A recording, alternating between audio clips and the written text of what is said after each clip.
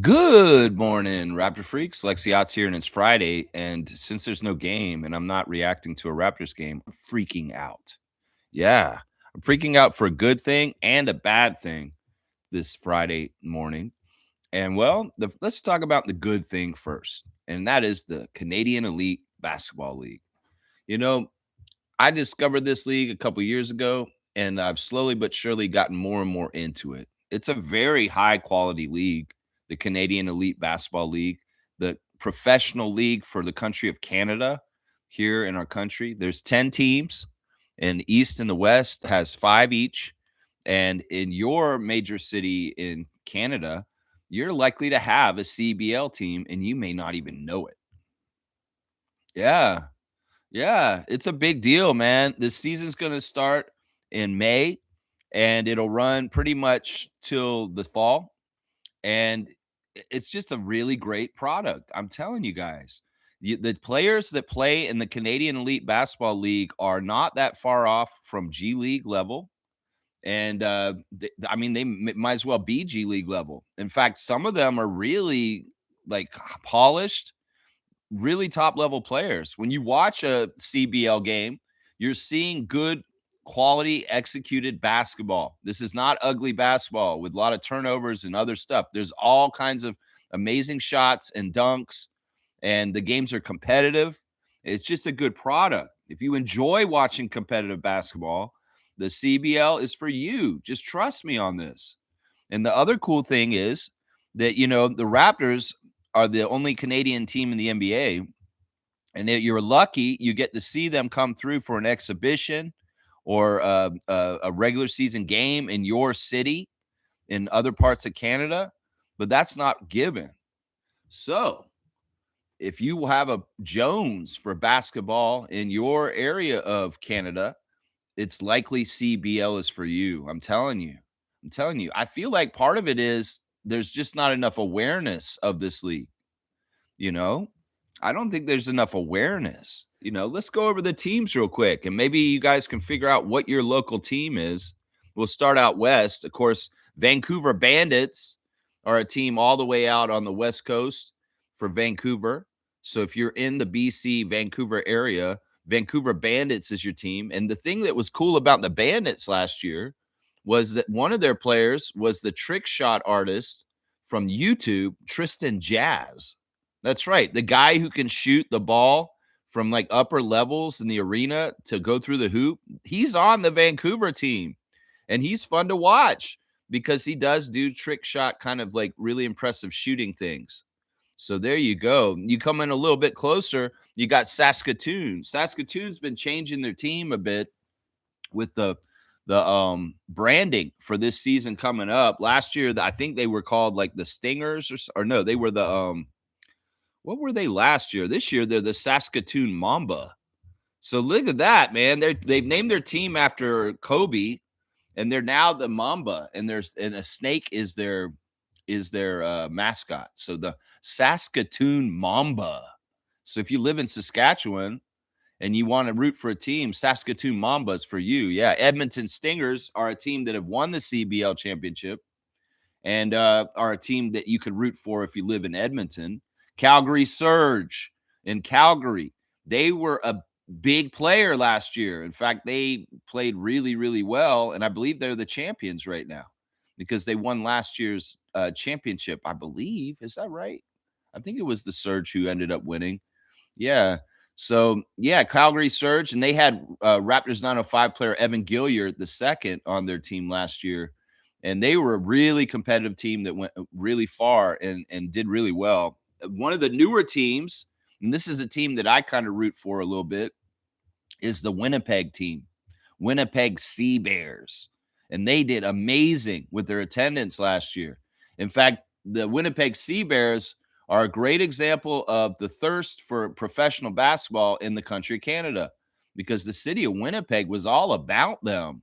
And a lot of people became big fans of the Sea Bears last season. They hosted the playoffs last year for their team. Now we go out east. Those are the 5 teams out west.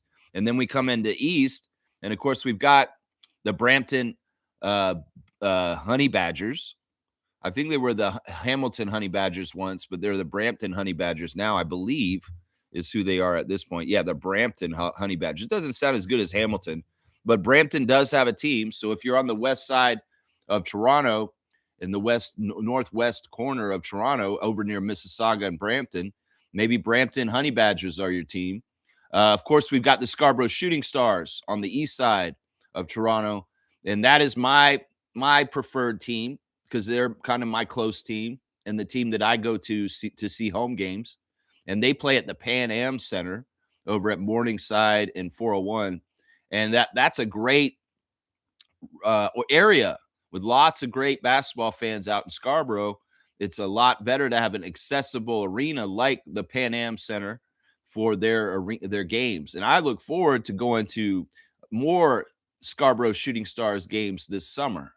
And hopefully you'll go too. That's right. Then you got the Niagara River Lions, and they do pretty good too. They're historically a pretty good CEBL team.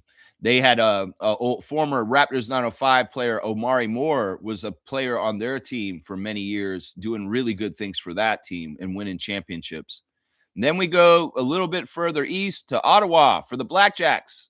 And I know we have some Ottawa Blackjacks fans in this chat already, people that are residing in Ottawa, like Fiercey and Isaac.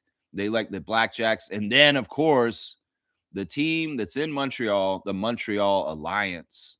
So these cities all have teams. And if you live in any of these cities, you could go to professional basketball games this summer and enjoy the thrill of seeing basketball up close and very skilled professional players up close. Yeah, the level of talent in the CBL is high. Let's just trust me. 22 players in the CBL right now are representing their countries in these tournaments for FIBA right now. In fact, we've got 8 guys that are on Team Canada that play for CBL. Aaron Best, Marcus Carr, Kerr Jongkuchi, David Munenkat, Cassius Robertson, Jackson Rowe, Thomas Scrub, Kevon Vignot.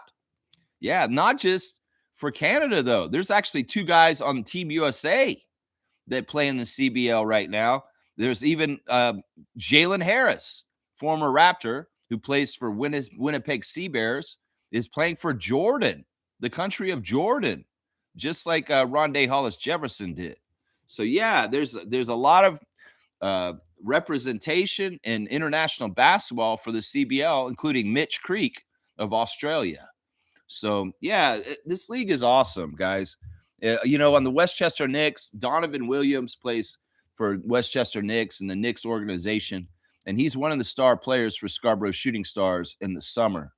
And he's just a very dynamic scorer. In fact, when the Raptors 905 played the Westchester Knicks earlier this year, Donovan Williams was going off on us. CBL Donovan Williams. So, yeah, I'm telling you guys, this is such a great product. In some ways, this is kind of a straight goods on Canadian goods. We should support our Canadian companies, and the Canadian Elite Basketball League is one of them. They just recently switched presidents.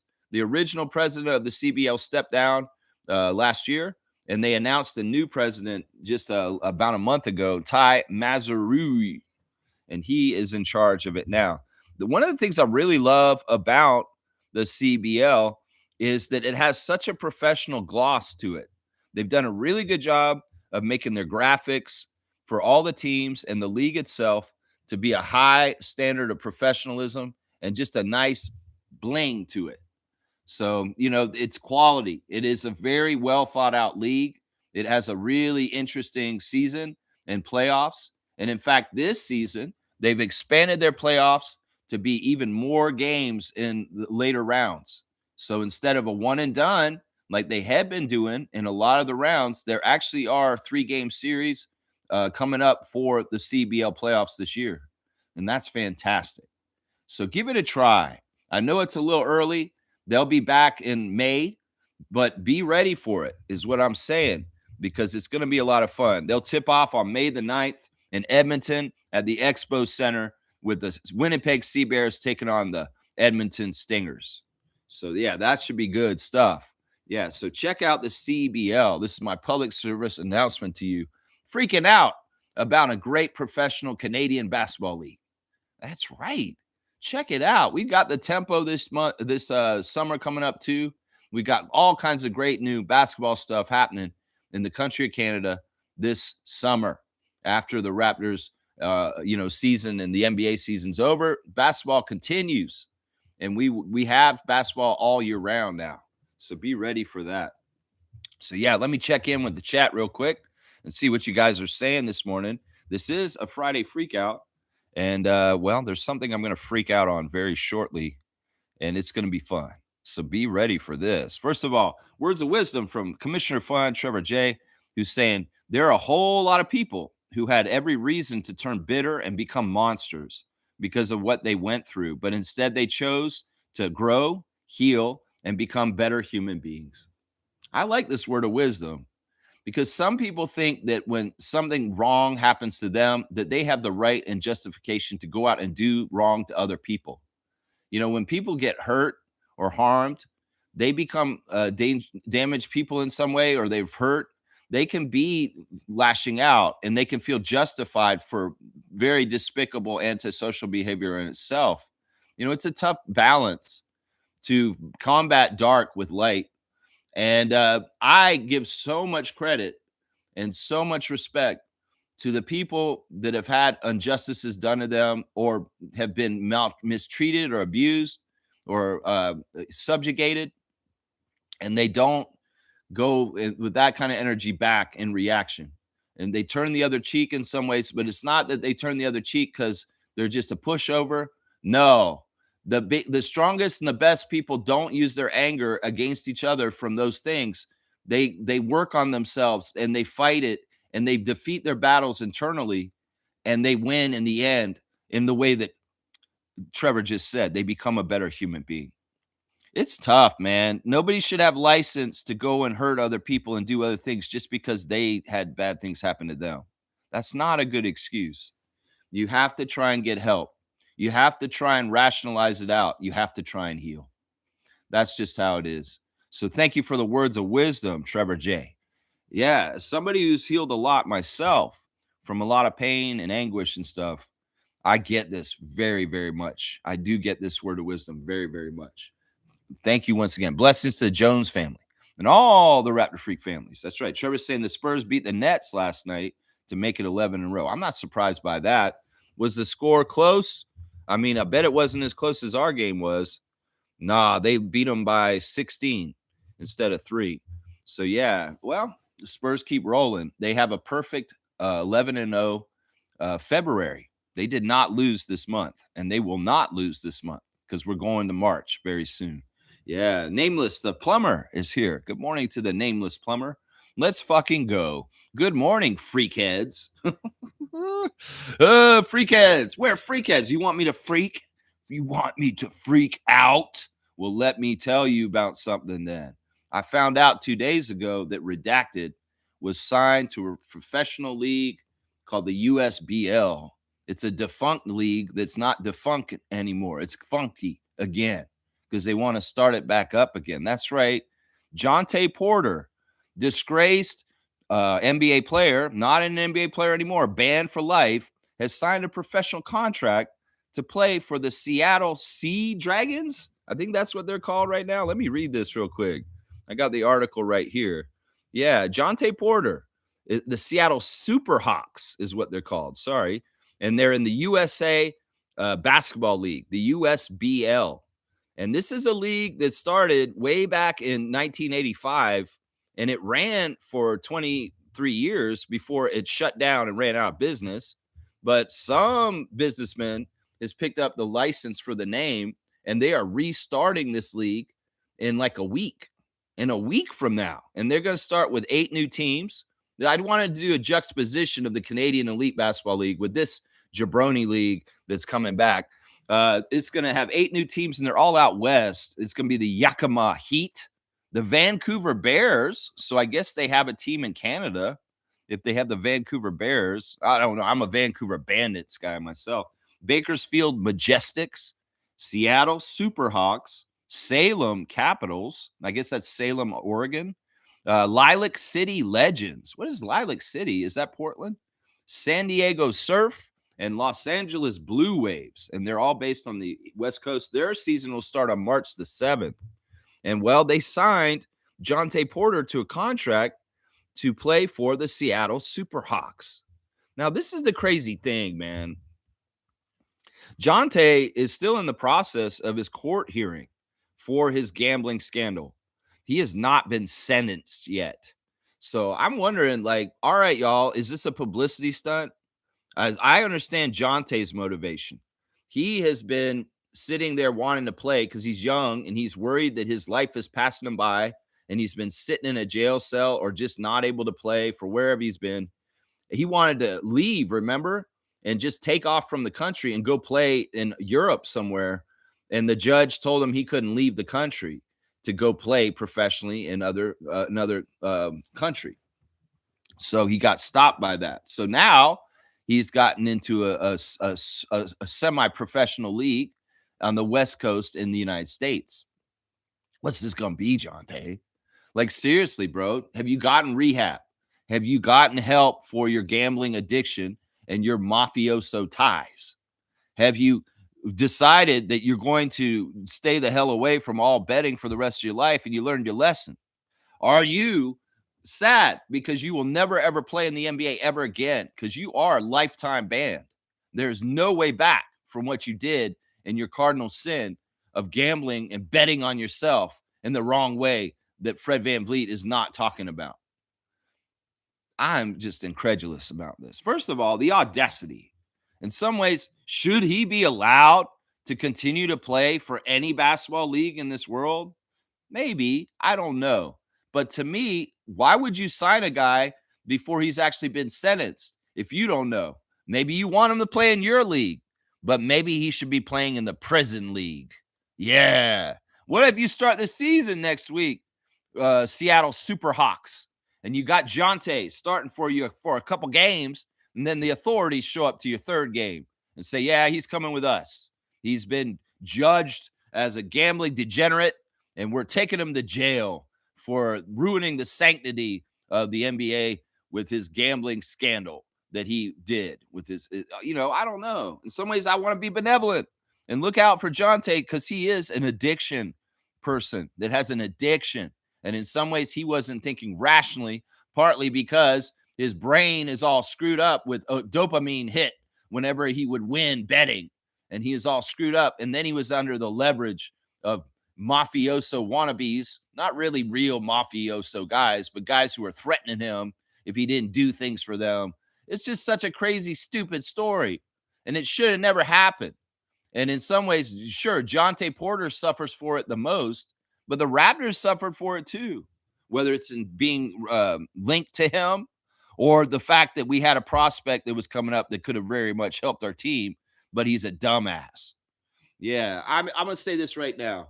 I'm not that angry about this because I do believe in second chances, but I'm also kind of like, really? Now already? This guy can't wait. In fact, in some ways that shows me that he hasn't learned shit, that he's just jumping right back. He's like, I don't care. I don't want to pause my career. I want to go overseas. Oh, I can't? Okay, well, I'm going to go play for the USBL instead.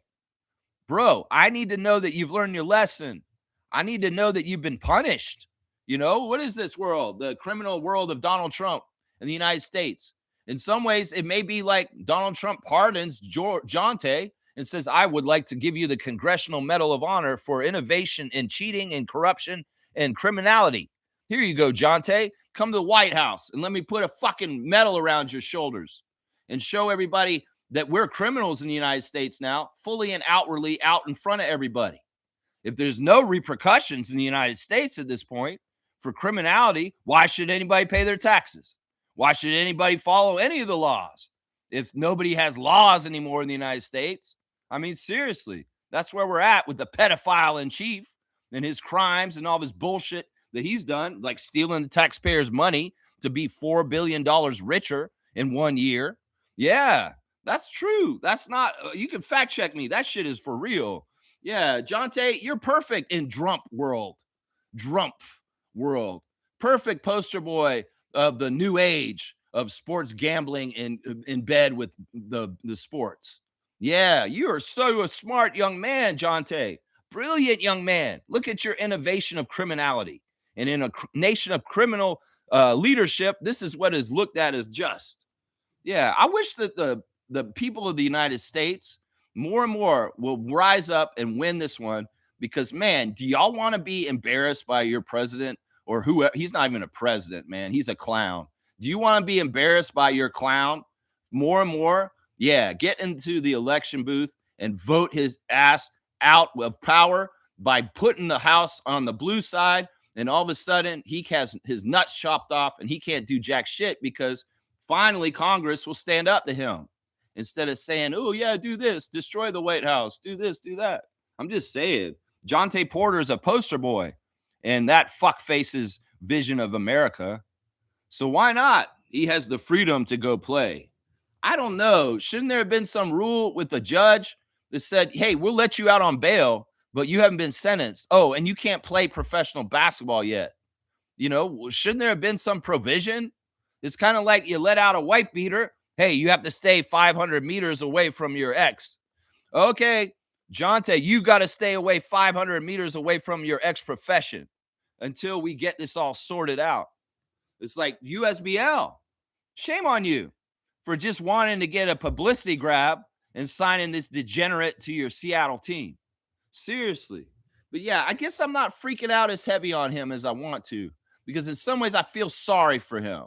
And I feel sorry for what a loser he is for losing his NBA career in such a frivolous, sorry ass way.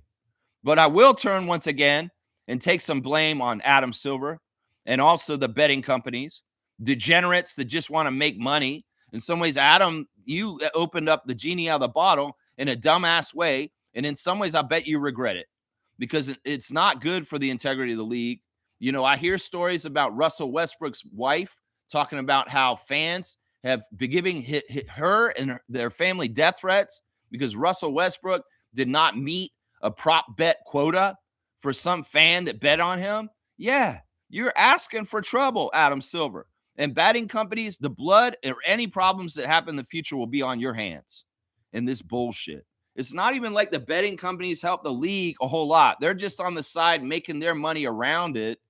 And it's like really not helping the league in any kind of way. It's almost like, hey, let's just open up this stupid idea and have betting around the league. And these companies can make all the money in the world. The players don't make any money off of it. The league gets like a flat fee and they don't make hardly any money off of it either. So Adam Silver, this is one of the stupidest ideas you've ever done. And David Stern would be so mad at you if he knew that at this point, gambling was so involved in the NBA. Because there was one thing that David Stern stood for. He never wanted gambling involved in the NBA in any kind of way because he understood that it would hurt the integrity of the game. And obviously, Adam Silver don't think about that and the long-term ramifications of letting this genie out of the bottle like he did.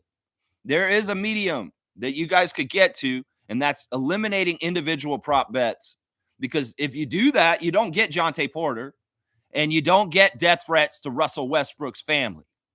So let's just stop this shit. Seriously, if you're going to change anti-tanking rules this summer, well, maybe you need to change the way that betting is around the NBA at this point. We can have a happy medium.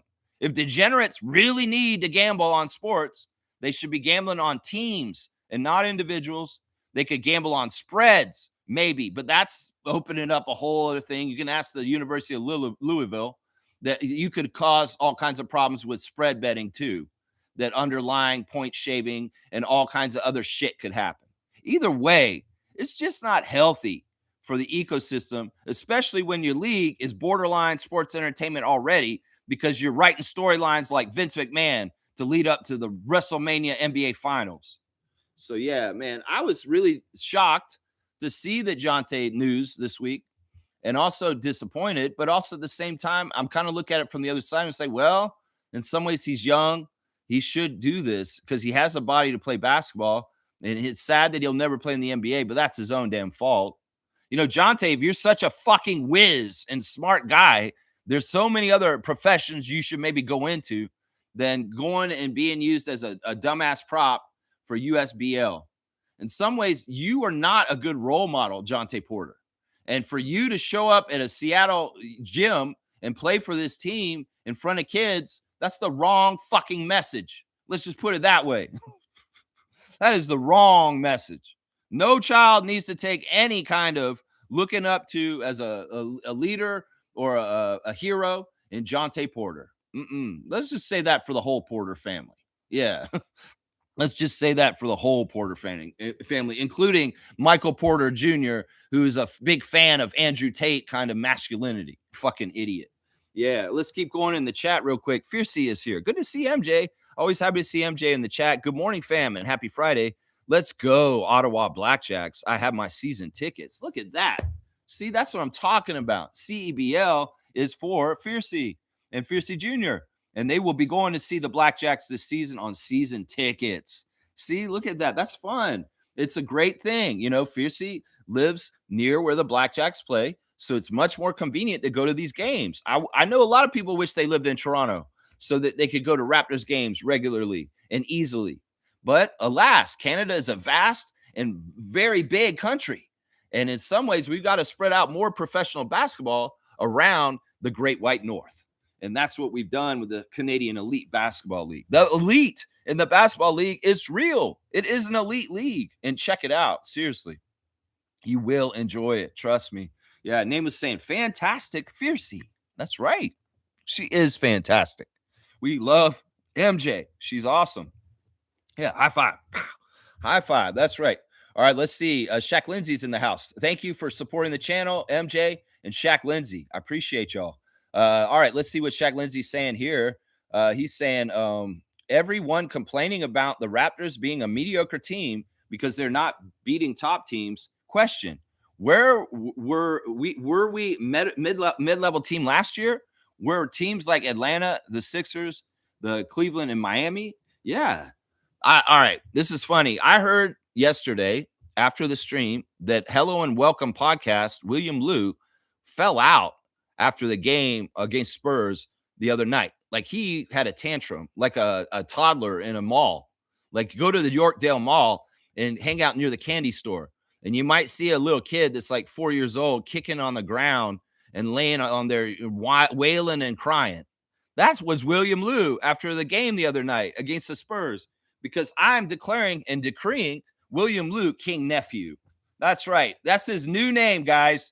I'm calling him King Nephew. We've got He Who Shall Not Be Named, and now we have King Nephew, because this man, even though he's in his 30s now, is acting like a nephew, acting like a childish, immature little kid because he can't control his emotions. This is sad. William Liu, get some help, bro.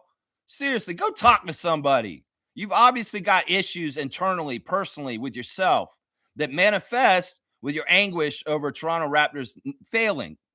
Let's be honest here. Listen, life is a trial and error kind of thing. If you have a third line in your life, well, you're supposed to experiment. And sometimes you're going to fail and you're not always going to succeed. If we succeeded every single fucking time, well, that would be an idyllic, perfect world, wouldn't it? But that's not the world. The world has ups and downs, and it doesn't always go your way. Well, William Liu, it seems that you are an immature little king nephew. And in some ways, you need to learn these tough life lessons about life and ups and downs. Because, man, if you're going to fall out like that, well, what is it, bro? Are you hungover? Are you sad emotionally about something else in your life? Why is feeding your amazingly crazy over emotional response to the Raptors losing by 3 to the Spurs the other night?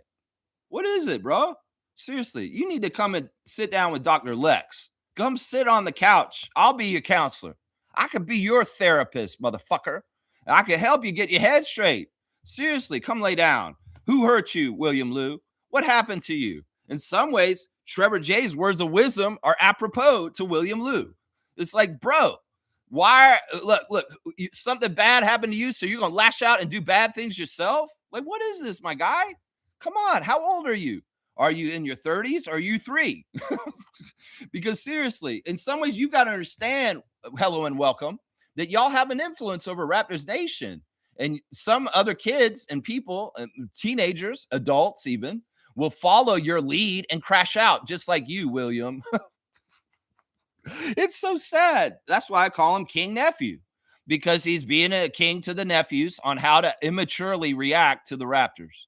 Well, if you want to grow up, come see the Raptor Freak eventually, and you can listen to me, and I'll tell you how to handle it. I did a really good job yesterday with reacting to the Spurs game and laying it all out for people in a way that's mature, with perspective, with a whole big picture idea in it, instead of just lashing out and getting crazy about a small little minor blip in one game in the whole history of the NBA and the Raptors.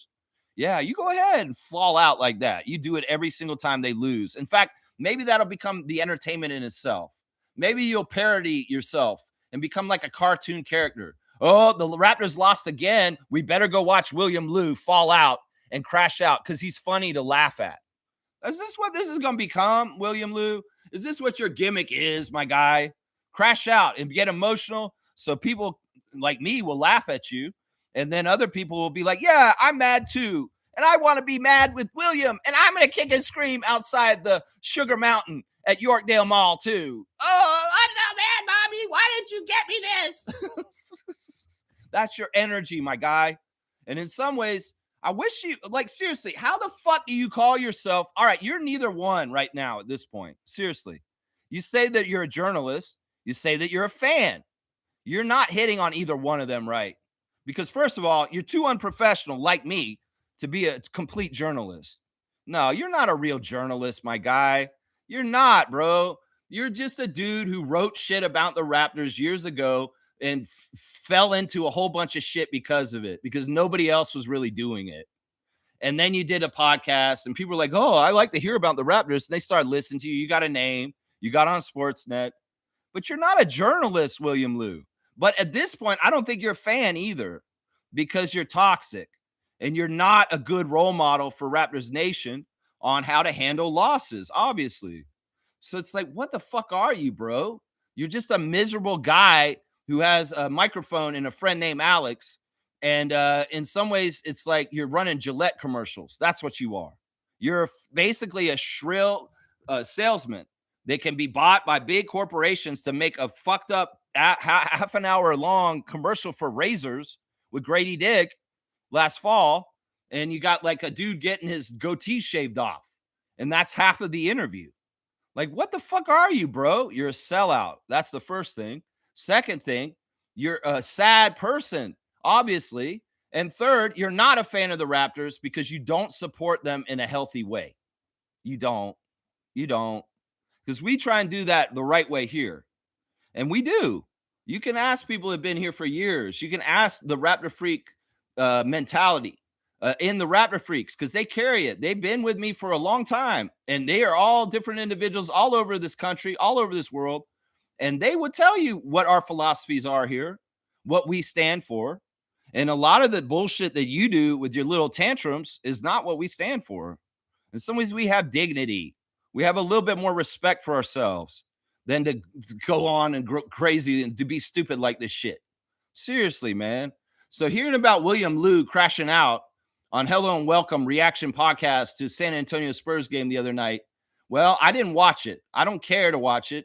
I can hear the descriptions from other people in social media places and understand exactly what it is, because I did follow William Lou for a long, long time. I listened to his reaction channel when he was on Raptors Republic. I read a lot of his stuff that he wrote after games, like 6, 7 years ago, 8 years ago. But now at this point, in some ways, the only time I'm watching William Lou and Alex Wong are when they have a guest that's a real Raptor and they're talking to them. If they have an interview with a Raptor, I'll watch that. But otherwise, I have no place for their personal commentary, because once again, William Lou is a hurt little toddler and he's king of nephews. That's it right there, man. These guys are crazy. That's what I'm saying, Shaq Lindsay. So to attack your question here is basically what I just said, and it's going after King Nephew, because he sets a tone for a lot of Raptors Nation with his takes and the way he talks, because he has a great platform and he has a lot of people that watch him, but he's not a good role model, just like Jonte. He's not a good person to emulate Raptors fans. You want to go through emotional roller coasters like William Lou? Okay, go ahead. Maybe you'll find yourself along the way and become a better person, but you don't have to. There's another way to do this. There's a mature way. There's an adult way. And you don't have to be a toddler kicking and screaming at the mall. No, you don't. No, you don't. That's right. That's right. Fiercely saying this in-game ops are cool. The vibe, the music, the crowd support. I really enjoy concessions, food, not bad as well. And the venue, TD Place, is right across from restaurants and Cinnaholic, the tasty cinnamon buns. Cinnaholic? Wow, talking about addictions, man, I bet you there are a lot of cinnaholics that are going to get the cinnamon buns. I think that's better than what was it? The one that they always had, Cinnabon or whatever they had at all the malls in the United States. Like I forget what that place was called. Yeah, that was crazy. Those cinnamon roll restaurants, man, you can get these crazy cinnamon. Oh my gosh, yeah, that's what that is. Cinnaholic. I'll bet it is. Yeah, I'll bet it is. I've heard this. You told me before a while ago when you were going to games, just how well put together the atmosphere and the in game and everything is at a CBL game, and that's showing that they have a real eye for details and trying to get things right with it. You know, the Scarborough venue isn't really conducive for a lot of the fun stuff that TD place probably is, which makes it more of a challenge for that arena to do some fun stuff with all kinds of stuff. But they seem to do a pretty good job. You know, they always have a very good merchandise tent there. And when we went last year, I bought Adriana a really cool OVO Scarborough Shooting Stars hoodie that had the OVO owl on it, and it was their logo, but it was all Scarborough Shooting Stars, and she loves it. She wears it all the time. She has a hoodie collection at this point, and she's got some really awesome hoodies. She has like 3 or 4 that are just top notch.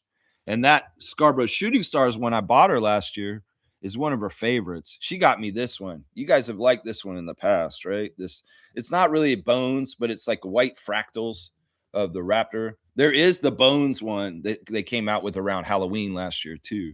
But yeah, the experience is awesome. She's saying good level of games, much better than the early years in terms of talent. The CBL also has a newsletter like the NBA, keeps you informed of signings, games, schedule, sweepstakes, etc. Yeah, the game I went to, one of the games I went to last year, they gave a TV to the lady that was sitting next to me, and it was like a huge flat screen HD TV that she got just at halftime. And all she did was have a ticket. They just did a raffle for anybody who bought a ticket for the game, and just randomly the lady who was sitting next to me got it, and she had to go up front to get the TV. So they've got all kinds of cool stuff going on at those games. Every time I go to a CBL game, you know who's there? Big Cat, Jamal McGlure, Raptors All-Star, and Raptors alumni, Canadian player, Canadian ambassador for basketball. Yeah, he's always at the game because he's involved in Scarborough's front office, and he's always there. And I usually say hi to him. Also, if you go to CBL games, sometimes you'll run into former NBA players. Like I ran into O'Shea Brissett at one of the games last summer, and he was really cool to meet too. So that's one of the cool things too is you might run into like a Canadian basketball legend like Chris Boucher or O'Shea Brissett. So that there's a lot of cool things about going to these games. Yeah. Shaq Lindsay saying supposed to be better than us. Aren't we still in a rebuild or retooling process? Last point. Are we as bad as the Toronto Maple Leafs? No, for sure. We are not as bad as the Leafs. From what I've heard, they've been a dismal disappointment this season, and that leads right up into their team captain being at the White House this week. Yeah, they've been an utter failure and disappointment. And in some ways, I'm sad for Leafs Nation and for the Leafs because I do want them to be successful to a degree. But at the same time, this isn't Leafs freak. This is Raptors freak. But yeah, I think that Shaq Lindsay's point is something that I've been trying to hammer home this week is that there's a progression and rebuilding a team in the NBA that isn't all of a sudden, woo, like the Spurs are not common. They have these crazy elevators, they go up. And they have for years. When they got Duncan, the same thing happened. You know, when they got Robinson, the same thing happened. They can have a really bad year, and then the next year after, whoop, they go up an elevator into higher ranking in the NBA from like very near the bottom. And that happened, except the elevator for Wemby took like 3 years to go up, and it's now up finally. We thought because of the way they hyped up Victor Wembanyama that he was going to be instant add to water. He's going to just dominate the league. But that was all bullshit hype, NBA, ESPN trade bullshit. He's important. He's going to change the game. He is the evolution, but it's not like it's instant. Like sometimes it is with certain players like Duncan and Robinson and LeBron James and things like that. But, Wemby's 3 years in, and now the elevator has risen up to the top of the Western Conference. And that is something in some ways that's similar to us.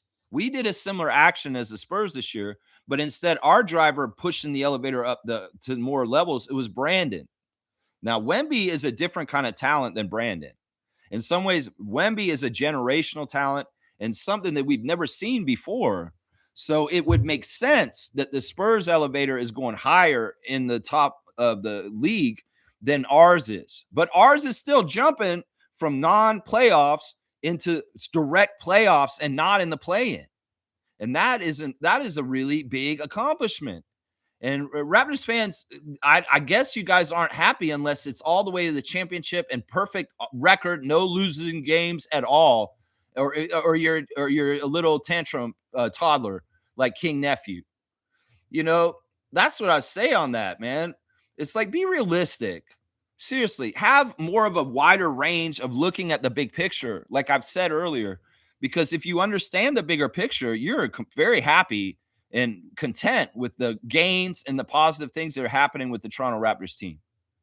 It's just that if you want to be immature and you want to react in the moment, you see a score and you think, oh, we could have won this and I'm so mad. You're not getting it. You just don't understand the whole process. And that's what's disappointing to me. William Liu, you've been covering the Raptors for a long time. You should be a little bit more advanced in your wisdom and your overall big picture perspective of the team. Eric Kareem's not as stupid as you. He can understand a rebuild takes time. Even though Eric Kareem's annoying and he asks stupid questions to the players, he's smart enough to understand a rebuild takes some time and they're going to be ups and downs. And it's just not a smooth ride right up to the top. I mean, come on, man. Stop acting like a casual. Stop acting like you don't know jack shit about basketball. You know more than you're letting on. And in some ways, I feel like your emotional responses are for clicks and bullshit. See, I'm the opposite. I could have easily put Jonte Porter's face on my stream today, but I don't want to promote that loser in any kind of way. I could have went for clickbait. Clicks. Oh, he did something on Jonte. I want to hear him do this, but I don't care about that. The people that stand with me and are loyal and watch my show will get the joy of hearing me go off about Jonte just now. But, I didn't want to put his face on my channel ever again because he's disgraced and I don't want him associated with the Raptors. So what do? I say, well, I'm not going to promote him and his league because it's a joke, and I will promote our league here, the Canadian Elite Basketball League, instead. So, you can have different motives. My motive is to promote the Canadian League and look down on Jonte and this USBL for what they're doing. And in some ways, I'm sure, William Liu, if you were in my position, you would have done the opposite. You would have put Jonte's face all over your shit, and you would have gone all in to try and get engagement in the cheapest way. So, yeah, that's there. We are not like each other. You are not like me. And trust me, I'm a true fan. I don't think you are. Because if you were a true fan, William Liu, you wouldn't be such a destructive, negative force in Raptors Nation. You could be using your powers for good in a lot better way, an educational way. Like I look at Samson Folk. Samson Folk writes articles that educate on the team and play actions and stats and all kinds of trends. And he is a force for good because he is by the book. He's telling you the straight goods and the stats. And he is a helpful reference. Orrin Weisfeld, he's a true journalist. He's somebody who actually writes as a writer. He has a real craft and a real talent. And he, in some ways, is informing and reporting as a real journalist integrity would. Josh Lundberg, he could be sensationalizing sometimes with some of his shit, but for the most part, he's just the facts and coming to report and doing his job correctly for Sportsnet. So it's like, William Lou, I don't know what the fuck you are at this point, man. You're not a true fan of this team. And people say, oh no, but he feels and cares so much because he's a real fan of the team. That's bullshit. He's using the team as an excuse for him to act out with his stupid ass childish shit. That's what he's doing. He's not a true fan. And honestly, he's not professional enough to be a true journalist. So he's in some sort of weird category. It's kind of near me, but it's not me because he's not a pure, true one for the team. Obviously, if he's going to be so destructive and crazy with his crashing out after games. Seriously, man. Yeah, G saying nice fake from the 905 game. Nice game from the 905. All right, we do have a game to react to from last night. The Raptors 905 played their second game against College Park Skyhawks last night in Atlanta, in the south side of Atlanta. The announce crew was not very good. They could not pronounce hardly anything correctly. One of the announcers kept calling us Toronto. It drives me nuts. You know, announcers that do these games, do you guys get media guides? Do you get the ability to get the pronunciation and phonetics? Because then you could help you with teams like, you know, they were calling Tyson Degenhart Degenhart. Degenhart. Degenhart. Man, bro, you obviously never watched Boise State basketball announcer for the Skyhawks because his name is not Degenhart, it's Degenhart. You know, there's a little couple of mispronunciations. People have problems with Jonathan Mobo. People are having problems. You know, there's two different ways to pronounce AJ Hogard. It's AJ Hogard, by the way, Hogard. And the Americans down south want to call him AJ Hoggart. It's like, come on now. It's like I trust Warren and Ben and the guys in Mississauga for pronouncing our own guys' names correctly because they better do that. So whatever they're calling Tyson Degenhart and AJ Hogard and Jonathan Mobo, that's the correct pronunciation. And all these jabronis down south that get the G League teams coming through, y'all check your media guides, please. And calling the Raptors 905 Toronto is not accurate. That would be like calling the Sioux Falls Sky Force Miami, or these teams are not the same teams. These are the other clubs for the organization, and it's a lazy idiot that calls the 905 Toronto because they're not Toronto. They're Mississauga, and they're the Raptors 905. So yeah, just so you sound a little bit more like you know what you're talking about, announcers and G League level, just a little tip. I don't know who would have been better listening to the No Dunks guys on the first game or the guys last night. I didn't really listen to No Dunks guys. I know they're witty guys, but it seems like they really just called the game straight and didn't really put a lot of fun into it. They were just kind of calling the game on Tuesday. But yeah, the regular announce crew, they're just a folly all over the place. In fact, they didn't know how to read the refs' calls or anything that was going on in the court correctly, miscalling the game left and right. Because honestly, it didn't seem like they understood basketball at times. It's kind of weird. It's like, okay, these are the guys, the best guys for you guys to do the announcing for College Park Skyhawks. Y'all are in trouble. Y'all are in trouble. The Raptors 905 did win the game, and it was close. In some ways, they could have choked and lost the game, but I was totally confident they would win because of the history of this team this season. There have been so many games that have been by the skin of their teeth, crazy ass games where they're totally done and they should lose, but they came back inexplicably and somehow, some way won the game, maybe by 1 point, by 2 points, in overtime, by 3 points. And that's kind of what happened last night. Raptors 905 winning by 5 points last night in a close game right up until the last minute of the game, and they just got separation at the end. My stars of the game for the game last night, number one star, Tyreek Key. Tyreek was sharp shooting from the start. He had a whole bunch of points in the first quarter to get the 905 ahead, and he was solid pretty much throughout the whole game. 28 minutes for Tyreek, 20 points on 8 of 11 shooting, 2 of 3 from 3, 1 of 1 at the free throw line, 4 rebounds, 4 assists, 0 turnovers, a +5. Yeah, there was some question about why Elijah Martin did not start last night. Somebody came into the chat and said, why didn't Elijah start? Did they tell us why? No, they didn't tell us. They can barely announce the players' names correctly or even know basketball. So how the hell would they know why Elijah Martin didn't get to start? I think that it was a discipline thing. Seriously, guys. I think that Elijah Mike got in trouble with Andrew Jones. We know that he's an outspoken trash talker. And who knows, maybe in practice with the 905 this week, he was a little bit too competitive with his own teammates. And maybe Coach Jones had to give him a disciplinary non start for the game last night. I have no idea. That could possibly be it. It could be that he broke a team rule somewhere and this is what happened. It's a discipline thing. Either way, it didn't matter because he played 33 minutes, the most minutes of any of the players in the court. And he did start the third quarter after halftime. It was maybe more of a ceremonial discipline move to take Elijah out of the starting lineup and not let him start last night. I don't know either way. I don't know the answers. It may be an internal thing. I'm speculating on what this is. In some ways, it could be a weird thing like with Jakob not starting against the Spurs because of the matchup with Cornette. But to me, there's no apparent reason for him to do that in this game. Alas, Jarkel Joyner, Tyreek Key got to start over Elijah Martin last night.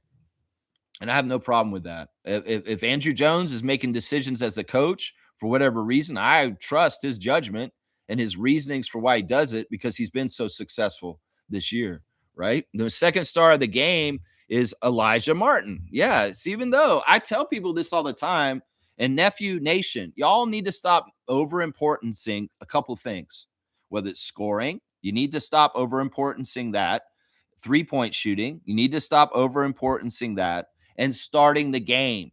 That is another weird thing that more recent fans of basketball in the NBA in the last 10, 15 years think starting is so important and it says so much about so many things. I guess in some ways, some fans need to rank the players and understand where they are and whether they're rising and falling like stocks and whether they're failing or succeeding.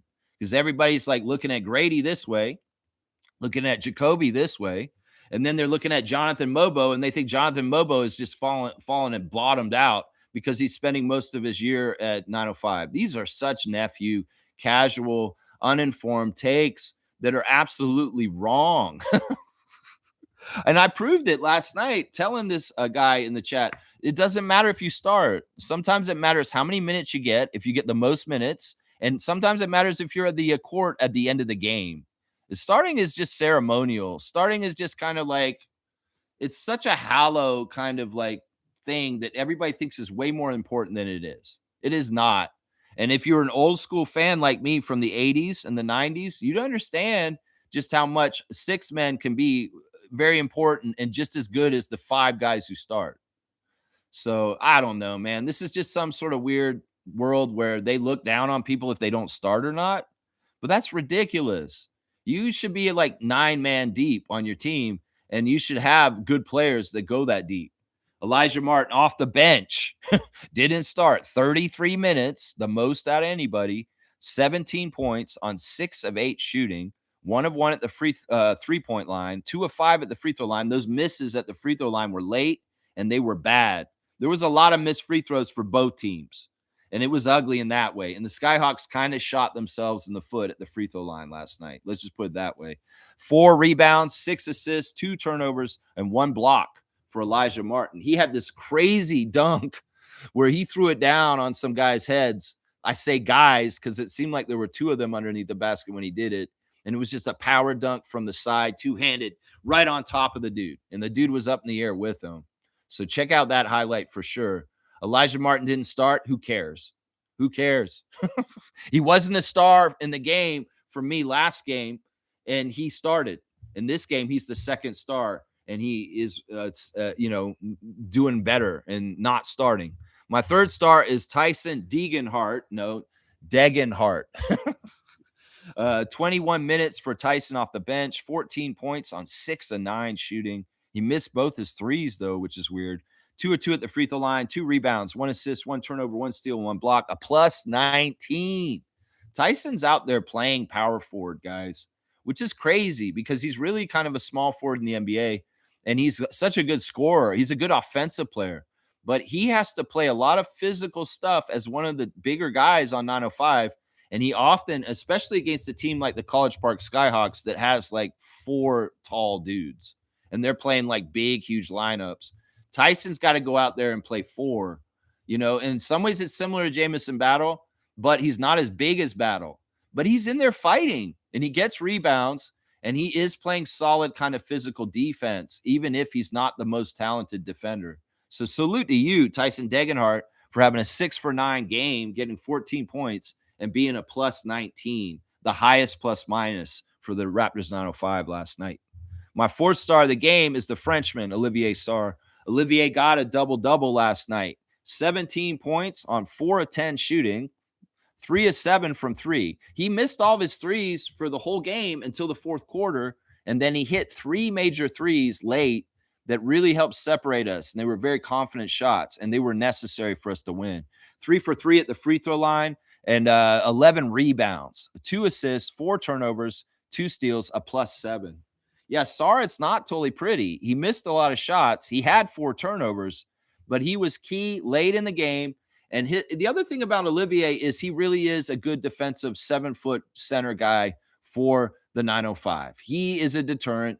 And in some ways, on some level, he's a little bit like a kind of a Wemby effect on the G League. Not like Wemby in the NBA, but that kind of atmosphere where he is a danger and people have to pay attention to where he is for the other team, because he will mess you up if you try and come at him with trying to block you. So, yeah, salute to Frenchman Olivier Sarr. You've come on real strong more and more as the year goes on, and I appreciate that. My last star of the game for the 905 last night is A.J. Hoggard. And A.J. Hoggard, off the bench, had 16 points in 27 minutes, 4 of 10 from the field, missed both his threes, 7 of 10 at the free throw line, though. He got to the free throw line a lot. He was very aggressive driving to the basket, and the refs did reward him. 1 rebound, 6 assists, 3 turnovers, a plus 5 for A.J. Hoggard.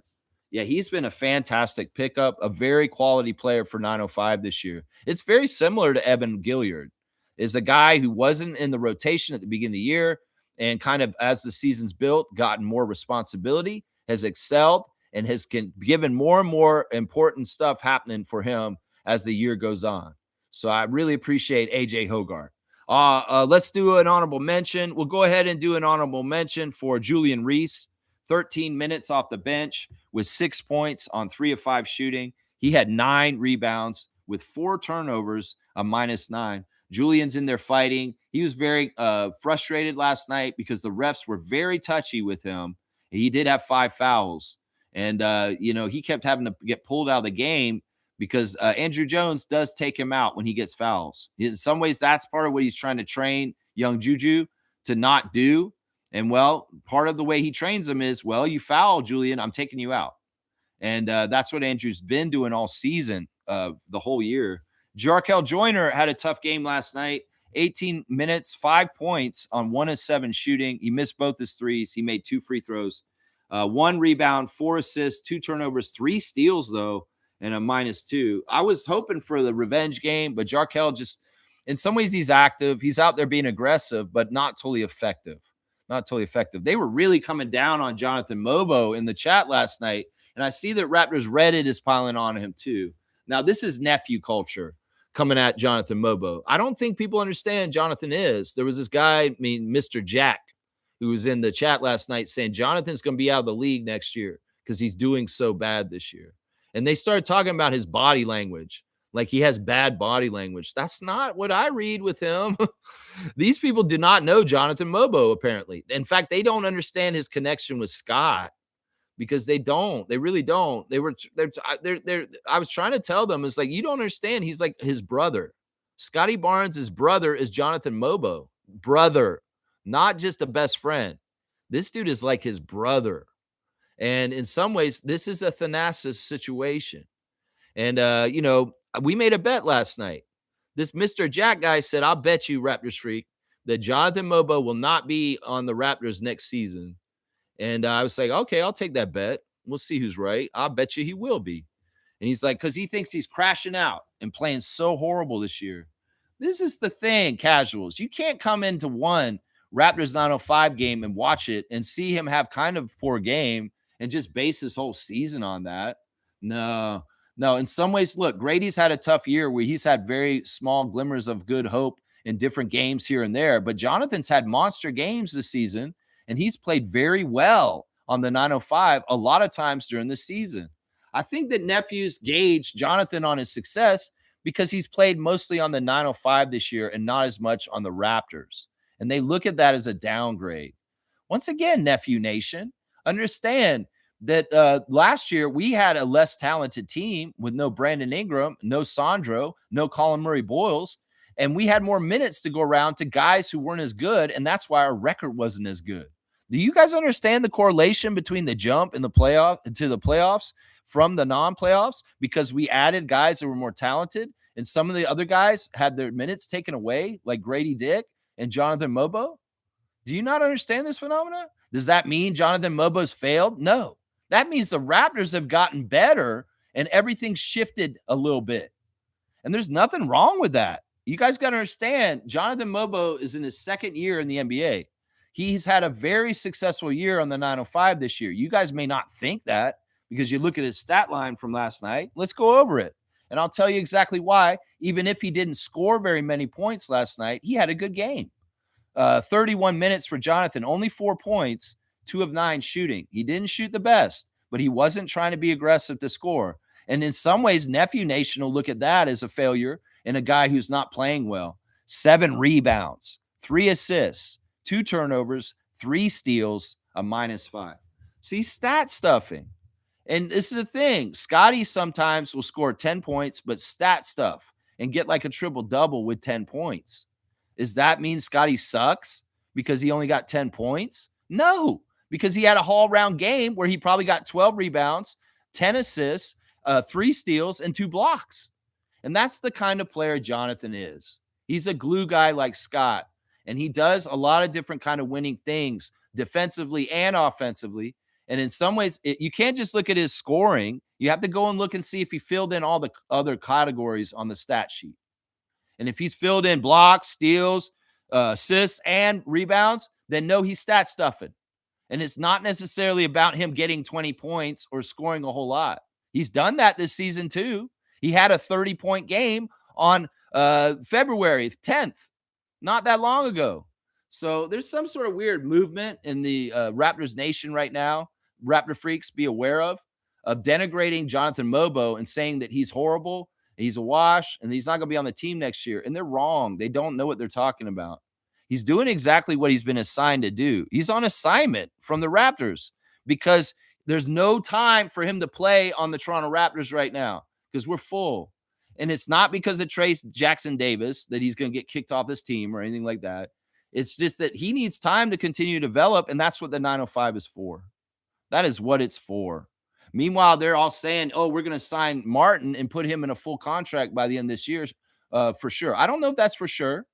That's not totally for sure. And I would say this. Let's understand that success and failure is not gauged about whether you play for 905 or the Raptors. It has to do with whether you're progressing as an individual. Jonathan Mobo does not have anything to do with Trace Jackson Davis. Trace Jackson Davis has his own NBA path. It's not TJD versus JMO. It's not CMB versus TJD versus JMO. These guys are all different projects in different places in different parts of the roster. So it's like Nephew Nation wants to compare and contrast. Nephew Nation wants to say, oh, if he's been on the 905 all year and not as much on the Raptors, he's a failure. And they're trying to read his body language and saying bullshit like Jonathan looks like he has such a bad attitude because of the way he carries himself. What poor body language. What the fuck are you talking about? I don't see any of this. They're trying to say he's sulking because he's on the 905 and not on the Raptors. That's not true. If you knew Jonathan's personality and the way he carries himself as a man of Christ, he's not a person who sulks and is worried and sad and a baby like William Lou. No, he is a man of gratitude and goodness and love and somebody who's like just really, really happy and blessed to be in the position he's in, whether he's in G League or on the Raptors. They totally misrepresent him. And in some ways, they think that Jonathan has a bad attitude because he slumps his shoulders like this. He's a natural shoulder slumper. It's not, he had his shoulders like that first year too. And it wasn't anything to do with whether he's down or depressed or sad or upset or he's pissed off because he's playing for Andrew Jones in the 905. That's none of this, man. All the glory to God is what Jonathan would say to you. And I just feel blessed every day to be a professional basketball player, regardless of where I play.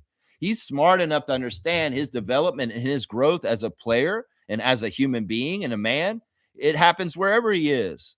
And he's untouchable, just like other guys on our team, like Emmanuel Quickly and Jacoby Walter, with their faith in the Lord and his path for them, that he's not questioning whether he should be playing on 905 or the Raptors.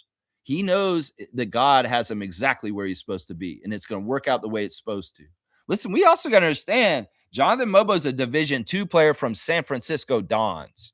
In some ways, he wasn't on any draft boards 6 months before that his draft happened. He only showed up at the last second because Bobby Webster went out to San Francisco and saw him. And in some ways, yeah, maybe he was doing a little solid for our franchise player and putting his best friend on our team. And there's nothing wrong with that, especially when his best friend is actually a really good player and he's useful to the Toronto Raptors. I think that's another thing that Mr. Jack was not getting, is how close Scotty is with Jonathan. And that in some ways, yeah, Jonathan Mobo is a little bit more protected than the average Raptor on our team because of his relationship with Scotty Barnes. You'd be naive to not think that. Let's just put it that way. So Jonathan, I went over his stat line already. 7 rebounds, 3 steals. I mean, those are good contributing factors, and the Raptors won. So what are you coming at Jonathan Mobo and saying he's all this and that?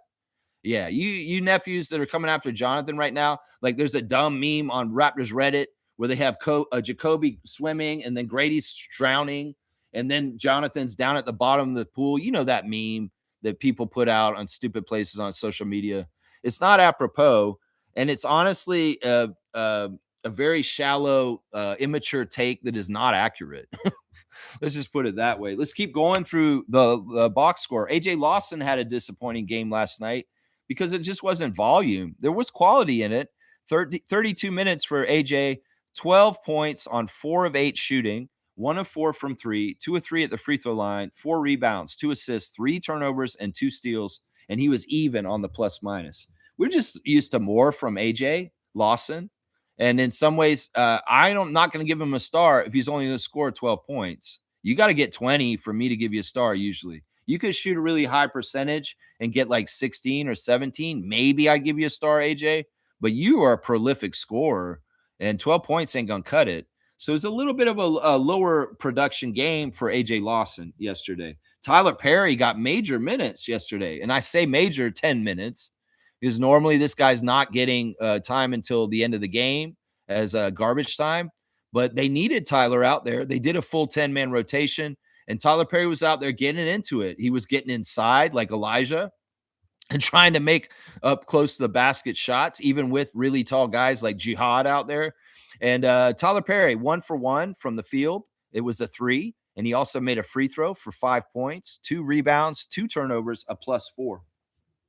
So good job, TP. And I'm glad to see you get a little bit extra run out there. So, yeah, those are the Raptors 905. Going back over them. Let's look at the other side real quick. We'll give a big, huge a credit to Ray J. Dennis, former Indiana Pacer, was out there. He's scorching. Man, he was scorching. He didn't shoot totally great. He was high volume, not necessarily good quality. 9 of 24 for 31 points with 9 assists, 5 rebounds, 5 turnovers, though, also. Yeah, Ray J was hooping, and he was annoying to the Raptors 905 last night. He was just a bucket and getting a lot. He was very prolific, if not totally quality. You know, Canadian from Mississauga, Caleb Houston, friend of Scotty's, played in this game last night. He played very well. 20 points for Caleb Houston, Canadian, 45 minutes, 7 of 14, 50%, 6 of 10 from 3. He missed both his free throws. I'd like to think that that was just him looking out for his home team. 9 rebounds, 4 turnovers, and 2 steals for Caleb Houston. Yeah, those are my two College Park Skyhawks of note from the game last night. It's really unfortunate that their center's name is Jihad. I'm sorry, that is not that word is a tough word, man. In some ways, that is like, I'm not about war. Let's just put it that way. Let's see the team stats for 905 and the Skyhawks. The 905 won the shooting battle, 50% shooting, and they made 2 more field goals. The 3-pointers were not even, though. This is similar to what happened with the Raptors and the Spurs. 16 threes made by the Skyhawks and only 8 made by the Raptors 905. And they shot pretty bad, 36% from three, 8 of 22. And twice as many points off of the three-pointers once again. So this is a trend throughout the whole Raptors organization. Not enough three-point shooting. And we still won. So just imagine if we can get better three-point shooters for both the Raptors and the Raptors 905, the gains that our teams could get, right? Free throws, we were way better than them. We shot 74% and they shot 55%. They missed 9 free throws, and the announcers were keeping the tally as the game went on. Now they've missed 11 points that they could have because of the G League rules with the free throws. So, yeah, they left a lot on the table. And in some ways, they might have won this game if they had shot a proper free throw percentage. I'll bet you that's what they would say. If there's a College Park Skyhawks freak out there and he's doing a reaction, he's like, man, we just made our free throws. We would have beat them. It's probably true. They out rebounded us +4, 49-45. The assist to turnover ratio, 28-23 for the Raptors 905. That's not what we like. It's way too many turnovers. And superfan Monique Lawrence was lamenting that all during the game. Take care of the ball, Raptors 905. Stop turning the ball over. Superfan Mo crying out in the YouTube chat about that. And we saw you, Mo, and she was exactly right. Way too many turnovers. Andrew Jones is probably going to tell them about it today. Oh, yeah, he will. He will. The other side had more turnovers than assists, though. 19 assists for the Skyhawks with 22 turnovers. So it's always good to have more assists than turnovers. Let's just put it that way. Fast break points, we won 12-2, and we also won the points in the paint, 62-42. A great win by the Raptors 905. I'm glad that they didn't get swept by College Park Skyhawks in this 2-game set, and they really wanted it, you know. So now for the season, we are 3-1 versus College Park from the very beginning of the year. And the Raptors 905's overall record with both seasons in mind is 30-9, guys. They've won 30 games since they started last November, and now only 9 losses. So that's pretty impressive. That's a really good winning percentage, 30-9. You know, in the NBA, they say if you get to 20 wins before 10 losses, you're a playoff team, right? Well, we're at 30 wins with 9 losses as the Raptors 905. It's really, really good stuff, man. Fiercely saying this, I thought he was still in prison, a.k.a. the disgraced player. Interesting they signed him as a power forward, not a center. That's just it's not really that they signed him as either. He's either one. It's just a label, Fiercey. It's not like on the contract they're saying we're signing you as a power forward. He can play center too. It's ambiguous. It's not like he's under contract. Oh, you have to just play power forward. He can play either one. That's not really a big thing. They could say he's a power forward. He could say he's a center. That's just labels. It doesn't matter. You know, they could say he's a center power forward. You could say he's a power forward center. It doesn't matter. I'll bet in this league he's playing center because he's probably one of the bigger guys. And even if the news release said he's a power forward, well, it's just words. It doesn't really mean anything, right? Yeah, I thought he would, you know, the thing is he's got money, and you know, you're not going to stay in prison if you've got money. You get bailed out. So you get bailed out and you're out on bail. You know, he just can't leave the country. But yeah, I mean, we'll just have to see. It's going to be awkward if he gets sentenced in the middle of the USBL season and all of a sudden he's not in the USBL league, he's in the prison league because he does actually get prison time. So we'll just see. I mean, I don't have any faith in the American justice system or their political system at this point in any way when you've got the fox in the hen house and he's a criminal and he's running everything like that. So forgive me for being jaded and not thinking that Jonte Porter is going to be properly punished for his crime of betting on himself in the NBA. You know, we'll just have to see what happens. If there is justice, he's playing in the prison league before the end of the USBL season is over. Yeah, we'll have to see. Yeah, G saying the NBA pushes gambling. There are gambling ads everywhere, and there are owners making money off their casinos and gambling. What he did was extremely wrong, but the hypocrisy is terrible too. Yeah, there's a lot wrong with it. It's just a toxic, decaying kind of situation. This is not a strong, wholesome situation, Adam Silver. And over time, you will decay your league because of the greed.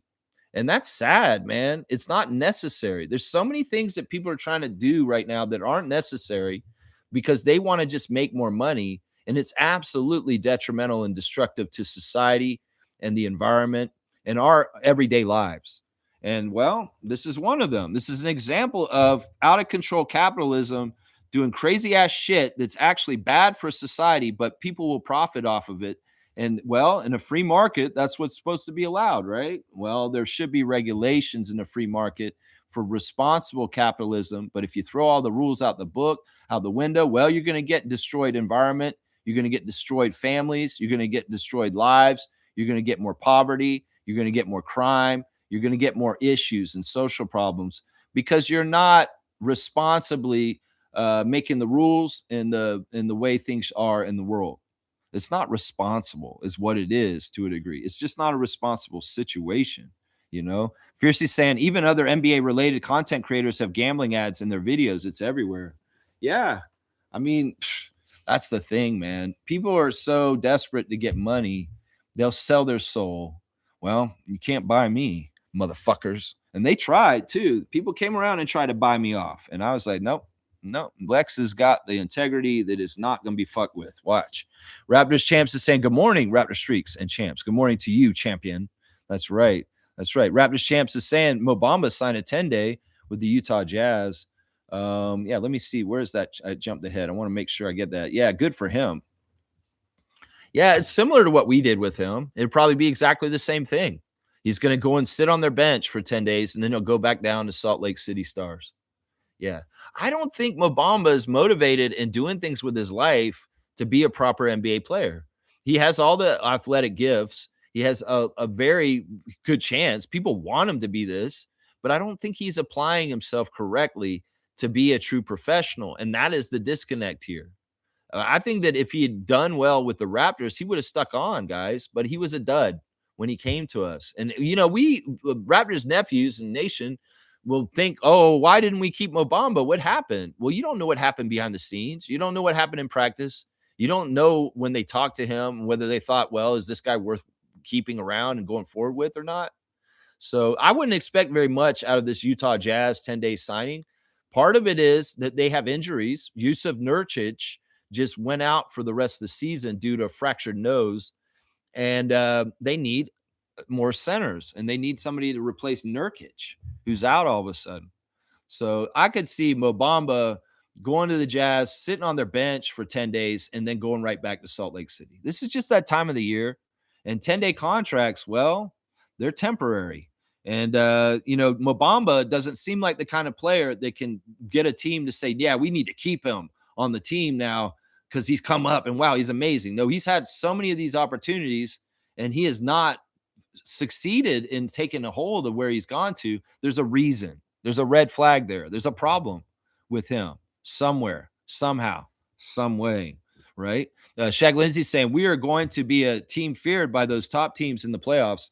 We're geared for a grind it out playoff series. We might not have the talent, but we do have some dogs and forks in the shed. Dunk. Now, I would say this. I like what Quickly said after the San Antonio game the other night. He said the games that we played this week against San Antonio and the Thunder and the Pistons the other day too have been a new level of physicality that the Raptors have not had to face all season. And in some ways, he understands that's the playoff physicality. That's the intensity that ratchets it up in the second season. And he really loved playing these games, even if we didn't win, because he knows that this is a good test for us as a young core with players like Shed and Walter that need to understand this is how it gets ratcheted up. This is how it gets. The physicality goes to this. And if you guys think about it, against the Spurs, we brought that physicality even more than they did in the middle of the game. And that's how we got the lead in the second and third quarters from San Antonio. So that is really good because they got their first taste of real strong physicality in those three games I named: Detroit, Oklahoma City, and San Antonio. And the Raptors were hanging with it. In some ways, sometimes when you get in those kind of physicality games for the first time, maybe like with the Knicks earlier this season, you're kind of shell-shocked and you're getting run roughshod over and they're out physicaling you and being more aggressive and you look weak. Well, in these recent games this week, the Raptors have met the challenge and they've met that aggressiveness and that kind of physicality with their own. And that's really good. So Emmanuel really, really happy. He enjoyed these games recently because he wanted this test and he knows that this is better for them for the future because they know and understand it a bit better from getting a taste of it. So that's a really big part of it right there. I think that we are geared for the grind because of our philosophies, our team personnel, and the way Darko gets them to go all out. That they are a feared team. We've been a feared team as a franchise for a while because we do have a culture, we do have a reputation, and we do have a way that we play, a style. And no team wants to play against us because they're going to have to run and they're going to have to play hard if they're playing against the Raptors. That's part of it right there. Now, you're saying we may not have the talent. I don't agree with that. We have abundance of talent.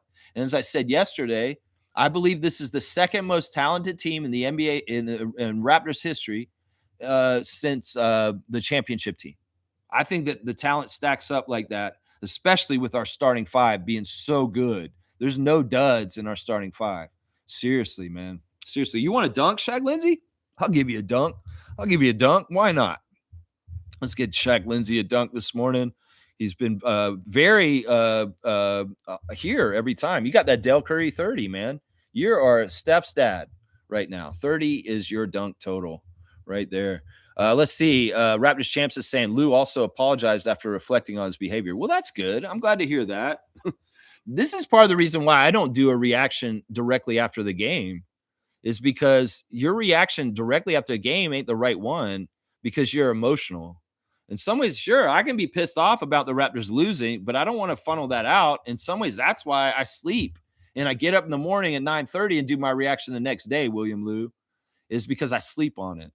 And maybe I think about it and maybe I try and figure out the way to process the game and the result in a mature way. And I like to be a role model for Raptors Nation in a way of looking at it in a mature way and in the right way, in the big picture way, and not crashing out like that. I'm glad he apologized about that. And hopefully, as he's getting older as a person, he'll mature more as he gets further into his 30s and understand that shit is totally unnecessary.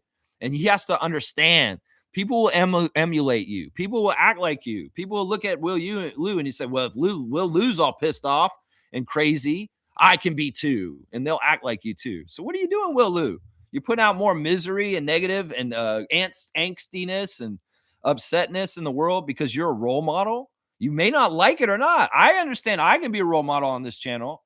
And in some ways, there's a responsibility inherent in that. I hope that you would understand that also. Because do you want to be teaching little preteen Raptor fan kids that are like 12 to just be a little immature crybaby? No, teach them to be young people, well-adjusted women and men that understand how to handle their emotions in an adult way. How about that? That's the kind of emulation you want to give off, right? Right. Bryce Lawson's here. Good morning, Lex and Raptor Freak. See, a young Raptor freak that watches Lex in the morning at 9:30. Bryce Lawson holding it down in Kentucky. I would like to think that in some ways I've had a very positive impact on Bryce's life with information and knowledge. And, some of it's not totally the basketball stuff with understanding the Raptors better, but just life skills and just maybe things in that kind of way. I mean, Bryce Lawson, do you feel like you get more from this channel than just basketball information is what I would ask you. And I want to say, bless you and your lovely fiance. And I hope you guys have a great weekend this weekend. That's right. Good morning, Lex and Raptor Freaks. UC's here. Oh, great. We got UC circling back after going to the games this week.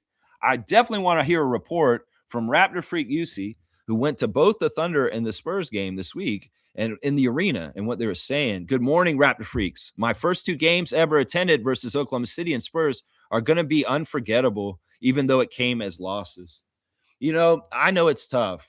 We had a Raptor Freak come from Vancouver to come to games here, and we didn't win any of the games he came to. And he traveled so far from BC to Toronto twice on two different trips. And we went to 3 total games, and we didn't win a single one of those games that he came to. And I felt bad. In some ways, he started thinking, oh, is it me? I shouldn't come here. I would say this next time, pick an easier opponent. That's what it is right there. You see, you just pick the number one and number two Western Conference teams for the Raptors to play. So, if you get that win, woo wee, you're going to feel good. But you know what? Hold your head up. No shame because we played them very well. And those games were entertaining. Those games were fun. You got to see Wemby. You got to see Oklahoma City.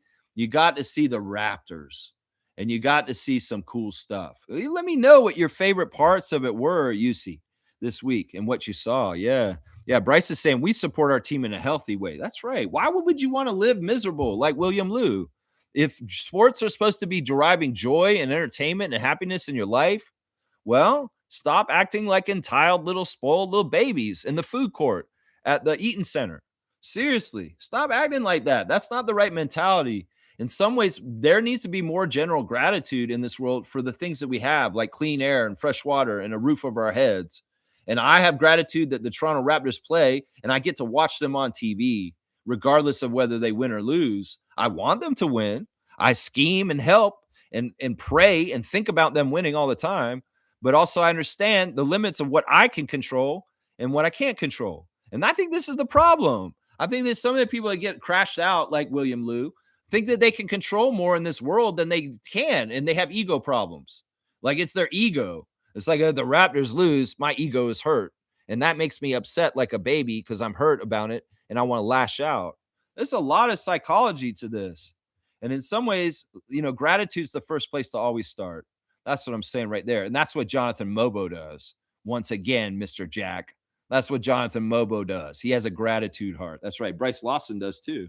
And that's why he has a bountiful, fruitful life of all kinds of good things around him. That's right. We support our team in a healthy way because a healthy life and a healthy mind will have you a happy life. And that's what it is right there. UC saying, I used to follow William for a bit only to find out he was mostly negative. Feels like I have not missed out much on anything coming from him. I like the guy. I've interacted with him at games. When he got the Sportsnet job, I came up to him and said, Will Lou going big time now on the Rogers Sportsnet. I love that he created the Raptors show, and it's too bad that it's been hijacked away from him. Blake Murphy's doing a great job holding it up still. But, there's a lot of appreciation and admiring of William Liu and his career. It's just this stuff that I'm going off about today, like the other night. And I think he's starting to realize this. If he can come around and apologize that quickly after that and understand that this is just stupid. I mean, if you're doing it for clicks and you're just going to be a circus and this is something that you're just going to do, like a Lou Dort flop, go ahead and do it. All right, that's just your gimmick. And we can choose whether we're entertained by it or not and go watch it. It sounds like people here are like, we're not watching you because we don't like your negativity. So I mean, I get it. I think that Will Liu has the right intentions, but it's in some ways he still needs to learn how to be a good fan. He still needs to learn how to be a good fan. And it's not his fault. He grew up in Toronto. He grew up with Toronto sports culture and the Leafs pathetic bullshit and the Blue Jays and different things happening with them in the playoffs. And the taste of success with the Raptors 2019 championship, well, we liked it. And now all Raptors Nation just wants it so bad that they're unrealistic and crazy with their mentality about the Raptors and the NBA and what's possible and what is realistic and what is happening. So it's a tough thing. In some ways, William Liu, you're conditioned to be who you are by a whole lot of different forces, and it's not your fault in some ways. But I want you to see the light and understand this better. Seriously, I hope somebody shares this with him and he watches me today because I feel like we could get a message to him. You don't want to be king nephew, guy. Seriously, don't be such a nephew. William Liu. Seriously, stop being a nephew. Stop being a nephew. Trevor J saying some people like a coin, which side they fall on every day. You mean heads or tails? There's either one or the other. You have true mastery when you go through a bad day and you don't let it affect you, and you're the same attitude, and you could come home the same person every day, regardless of whether things went right for you or not. That is true autonomy and strength and perseverance and the ability to be yourself through thick and thin. That's the thing, man. Are you going to let events make who you are? Or you are you and you go through the events and you have the integrity of who you are through those events? You know what I'm saying? You can flip that coin and be all upset and on a tantrum in the food court at Eaton Center next to the A&W because you did get the little bear toy from A&W that you wanted and mommy said no. Yeah, you can be that if you want, or you could be a distinguished young man and say, "Oh, Mumsy, I wanted the little A&W root beer bear." "Oh, but you can't have it, Rupert." "But Mumsy, all right, I accept that." You can be a mature little man about it. You don't have to fall out and kick and scream and kick a little chair over in the food court and everybody looks over because you made a big noise. No, you don't need to do that. You can't have the bear. "Oh, Mumsy, please." Man, sometimes I rip some crazy improv here, man. I don't even fucking know where this comes from. It's just off the top of my head. Seriously, there's no script writing here. All right. Reggie's saying this Spurs got lucky with Wemby. It was all pre planned with him in San Antonio, 100%. I'm not going to disagree with him. And I'm glad it was because, listen, the NBA can't afford to drop the ball with a player like Victor Wembanyama. You know, he could go to a team like Charlotte or Washington. It would be a disaster. You know, it would be like he's not seen. He's not in a place of prominence. It's like he's on a losing team. He's in a bad organization that drops the ball with him. They had to make sure that he was carried to a good team. And I won't disagree with you. The conspiracy theory that Victor Wembanyama was directed to the Spurs, I believe is absolutely true. I mean, the kid wore Spurs jerseys when he was a little kid. They knew that he wanted to go there. He is a big fan of Tony Parker. They're French. Boris Diaw, they're French. He loved Tim Duncan. He loved Popovich. It's just a perfect marriage. And it just goes to show it's more evidence that the NBA can manipulate the lottery to be exactly what they want it to be. So I won't disagree with this at all. And I'm a Spurs fan and I love Victor and I want them to win with him.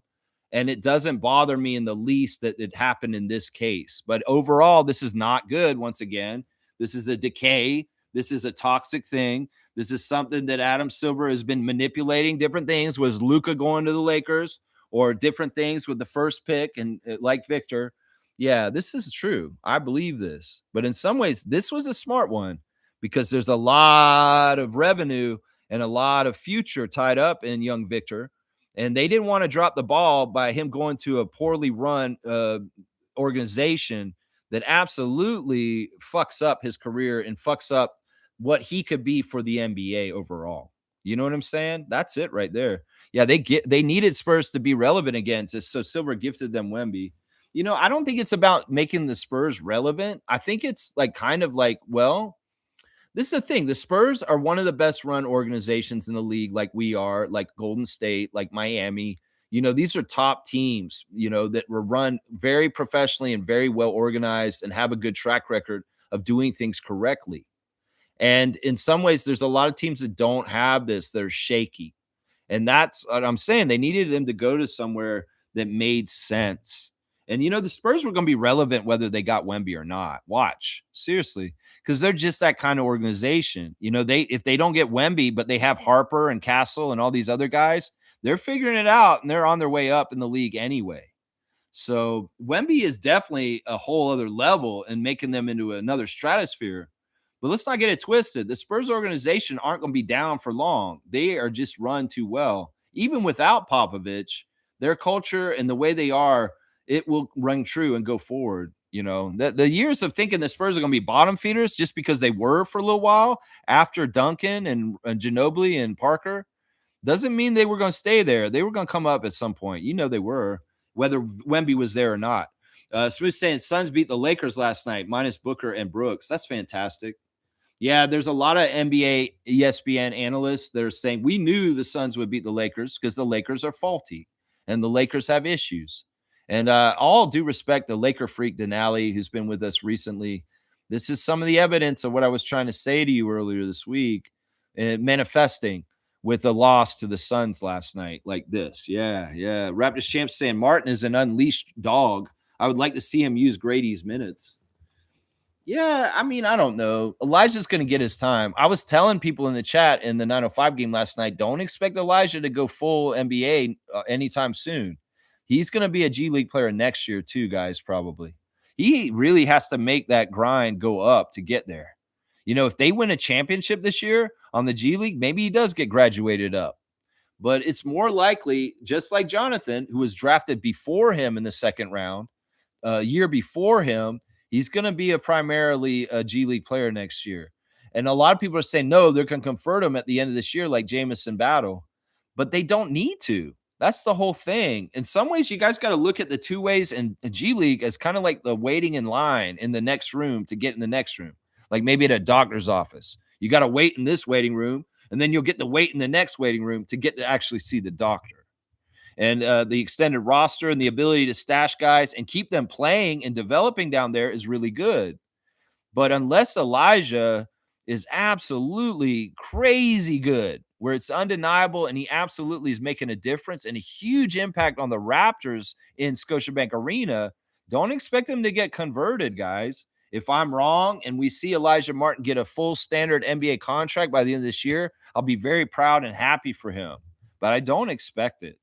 In some ways, I'm an advocate for AJ Lawson getting that before Elijah, because he's been in the league, in the G League, way longer. And in some ways, I could see AJ Lawson, if we need him in the playoffs, being more helpful in the playoffs. Because first of all, he has playoff experience because he went all the way to the finals with the Dallas Mavericks and Luka Doncic against the Boston Celtics. So, I would rather they convert Lawson than Martin this year, because we're going in the playoffs and AJ Lawson may be more helpful to us on our playoff roster.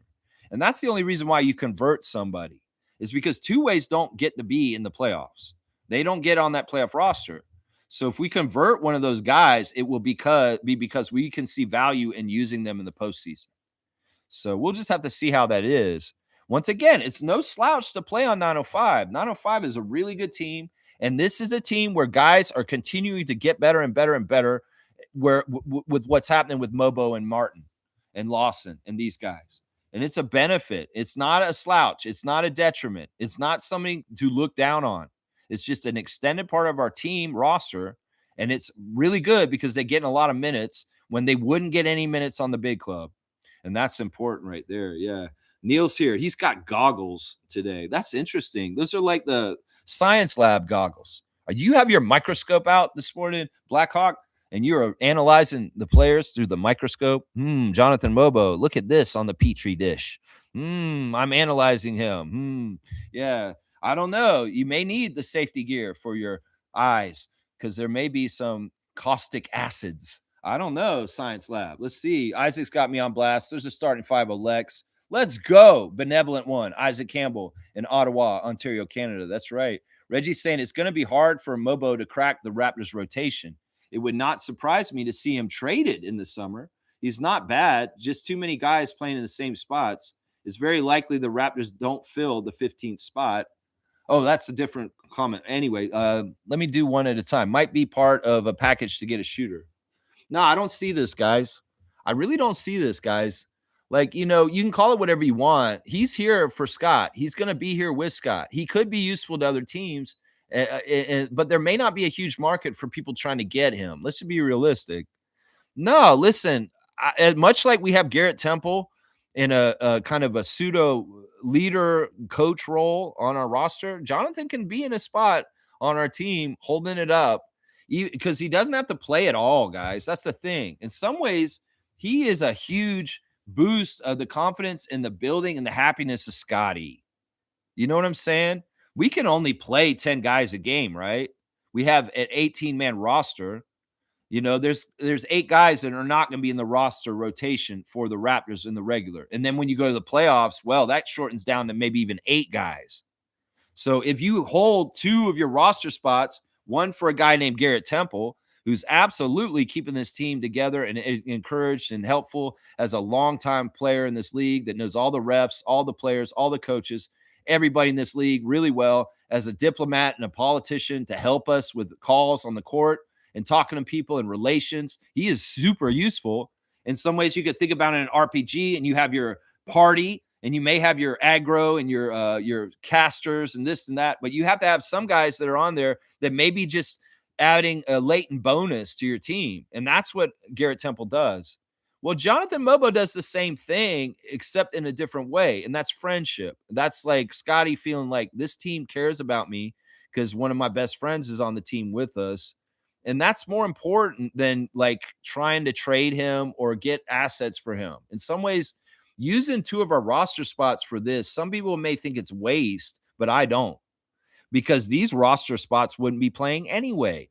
And even if Jonathan never becomes a full rotation Raptor again, even if he never becomes a huge star or anything like that, having him at the end of the bench, just like Giannis's brother is on the Bucks, is a good thing. And for the same reason, think about it. So it doesn't make any sense. It doesn't matter if he cracks the Raptors rotation, is what I would argue, Reggie, because just his presence and him traveling with the team makes it more fun for Scott. And that's what this is about, right? It's not necessarily about how good Jonathan gets or whether he becomes better and better to the point where we can't hold him back and he has to start for the Raptors. No, that's never what this was all about with JMO. You guys got to get this and just see this clearly and understand, he's way better than Thanasis. Let's just put it that way. He's way more useful than Giannis's brother, but he is in a similar kind of situation as far as why he's on the Raptors. Let's just put it that way, guys. He's useful. He's a great player. I'm not going to say that he's not an NBA player. He earned being in the NBA and who he is. His first year, he did fantastic stuff for us, and he does still this year, even on the down low. And he is getting better. In fact, there may be a stretch where he gets more time on the Raptors by the end of the season, and everybody's like, man, I was wrong about Jonathan. He's actually been doing really well. He's not doing horrible. And me just gauging him lazily because he's played most of the year on 905, that means he's shitty, is absolutely missing the point. And if you haven't been in the 905 chat with Monique Lawrence and Isaac Campbell and I almost every single game this year, you have no basis to judge on whether Jonathan's getting better or not, because he is getting better. And that's the thing. All these people think he got worse this year. They don't know because they're not watching him. They don't know. So that's what I would say to that, Reggie. Understand, there's a couple of different things working with Jonathan and why he's on this team. And I think I just said it right there. Yeah, Blackhawks saying it's very likely the Raptors don't fill the 15th spot. Yeah, if it's for money, if it's another way Ed Rogers is like not using the whole team, in some ways it's smart to have the two players I just talked about and an open spot, because that means, it's already very competitive on the Raptors team. These guys have a great internal competition right now, all kinds of competition on this team. But if there's less guys slotted for this, then in some ways the competition isn't as heavy because you have less guys to beat because there's not as many guys on the team. I don't know. In some ways that makes it more potent. That makes it more like this. I still think that roster spot is being held for young Prince Shamshay, and that if he gets cleared by the fitness to play panel, Bobby Webster needs a spot to land him immediately. And if he doesn't have an open roster spot, he can't go grab him and claim him immediately when everything happens so quickly. That's the kind of player Ulrich Shamshay is. He's a keeper, and we need to get him back. And I think that's why that spot has been open this whole year, is for Prince, because that would have been his spot if he wasn't on the fitness to play panel. Yeah, Neil saying, Lex, Mobo has slumped when the play doesn't go his way, and that's okay. Players can be hard on themselves and have to learn to move on to the next play. Yeah, you guys are trying to read body language. I do this all the time. I read body language a lot. There's a natural reaction to failing or having something go wrong. We can see Grady frustrated on the court right now, for sure. You can see Grady kind of a little frustrated. Some of his body language is showing frustration. And maybe that's true a little bit with Jonathan to a degree, but I think people are overreading it. They're just overreading it. Sure, maybe at times he may screw up on a play and he realizes it and he's like this. He does that sometimes. But we've got to understand also, remember, he's Scotty's friend and they are very close. And they, you are birds of a feather. You flock together. You kind of share traits. What is Scotty like on the court when calls don't go his way? And he's more yelling at them because he has more clout and more power as an all-star and a top player in the league. Jonathan doesn't have that clout, so he can't do what Scotty does, like emote and maybe go at the refs. In some ways, he maybe just silently goes because he's frustrated at what they called. It's not that different from what Scott does when Jonathan's showing kind of frustration on the court. And I think it's more because of calls and not necessarily because he failed or he messed up. He's frustrated because of physicality, playing as a big in the G League, which is hard, and also the referees maybe not always seeing things the same way as him. Instead of him being able to talk to them like Scotty does, because Scotty has respect. Scotty has accomplishments. Jonathan doesn't, he's not able to do that as vociferously, but maybe because they're friends and, people mimic each other if they're around each other all the time. Maybe that's part of why Jonathan's so emotive on the floor sometimes. I think that he has naturally slumpy shoulders just in his posture and the way he is as a person. He could be running errands around Toronto and you may see him at Shoppers Drug Mart and his shoulders look slumpy and he's just outside doing his normal thing. I think it's just part of his posture and the way he carries his body. And you guys are misreading it as, oh, he's down in the dumps. He's depressed. He's sad. He's sulking. That's not what this is. He has a weird slumpy shoulder kind of build. And that's that. You guys are misreading it. I'm going to say that right now. Yeah. Raptors champ saying the shoulder slump referring Mobo was also used on Siakam. And look at Siakam now and look at where he came from in 905. Yeah, that's a good example. Siakam, he goes so hard and he uses so much energy. He's going to be tired at times. And you could say the same thing for Jonathan. He's playing all out. People get tired. Their bodies kind of naturally slump because they're exhausted. And, if this was the kind of rhetoric or talking about with Siakam in the past, I think it's a very similar thing. Not that Mobo is going to become Siakam. That's not what I'm saying. But if you misread Siakam for bad posture, Siakam was beaten down mentally by the losing, and he was depressed for a little while during the couple of years on the Raptors.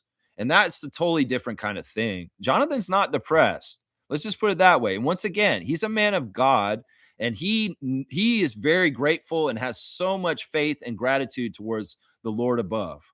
And that's what keeps him solid. I don't worry about Jonathan because he's like that. We could go look at the Instagram stories and go see what's happening with the Raptors. That's the best thing to kind of check them out. Emmanuel quickly wearing an all-white fit coming in to the game the other night. And he's also at a basketball game somewhere. I'm not sure where this is.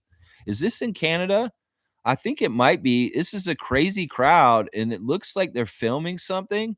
Is this at the TMU? I wonder where this event is, but Manuel's at some sort of grassroots basketball event, and there are two guys playing one-on-one, and he's filming. There's no information on it. I cannot tell if this is in Canada or not. I'm going to guess this may be in the States because they're playing in Washington, right?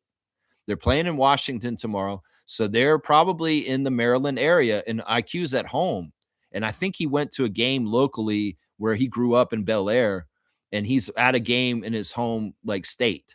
And that's where this is. I think that's where this is right here. Kelly Olynyk did repost the picture of him with the Raptor mascot from the other night, and that's awesome. So showing some underlying love for the Raptors organization, his childhood team growing up in Scarborough. And that's awesome. He's also very proud of them getting the 11-0 in February, the Spurs franchise, the third undefeated month in franchise history. That's a pretty big deal, guys.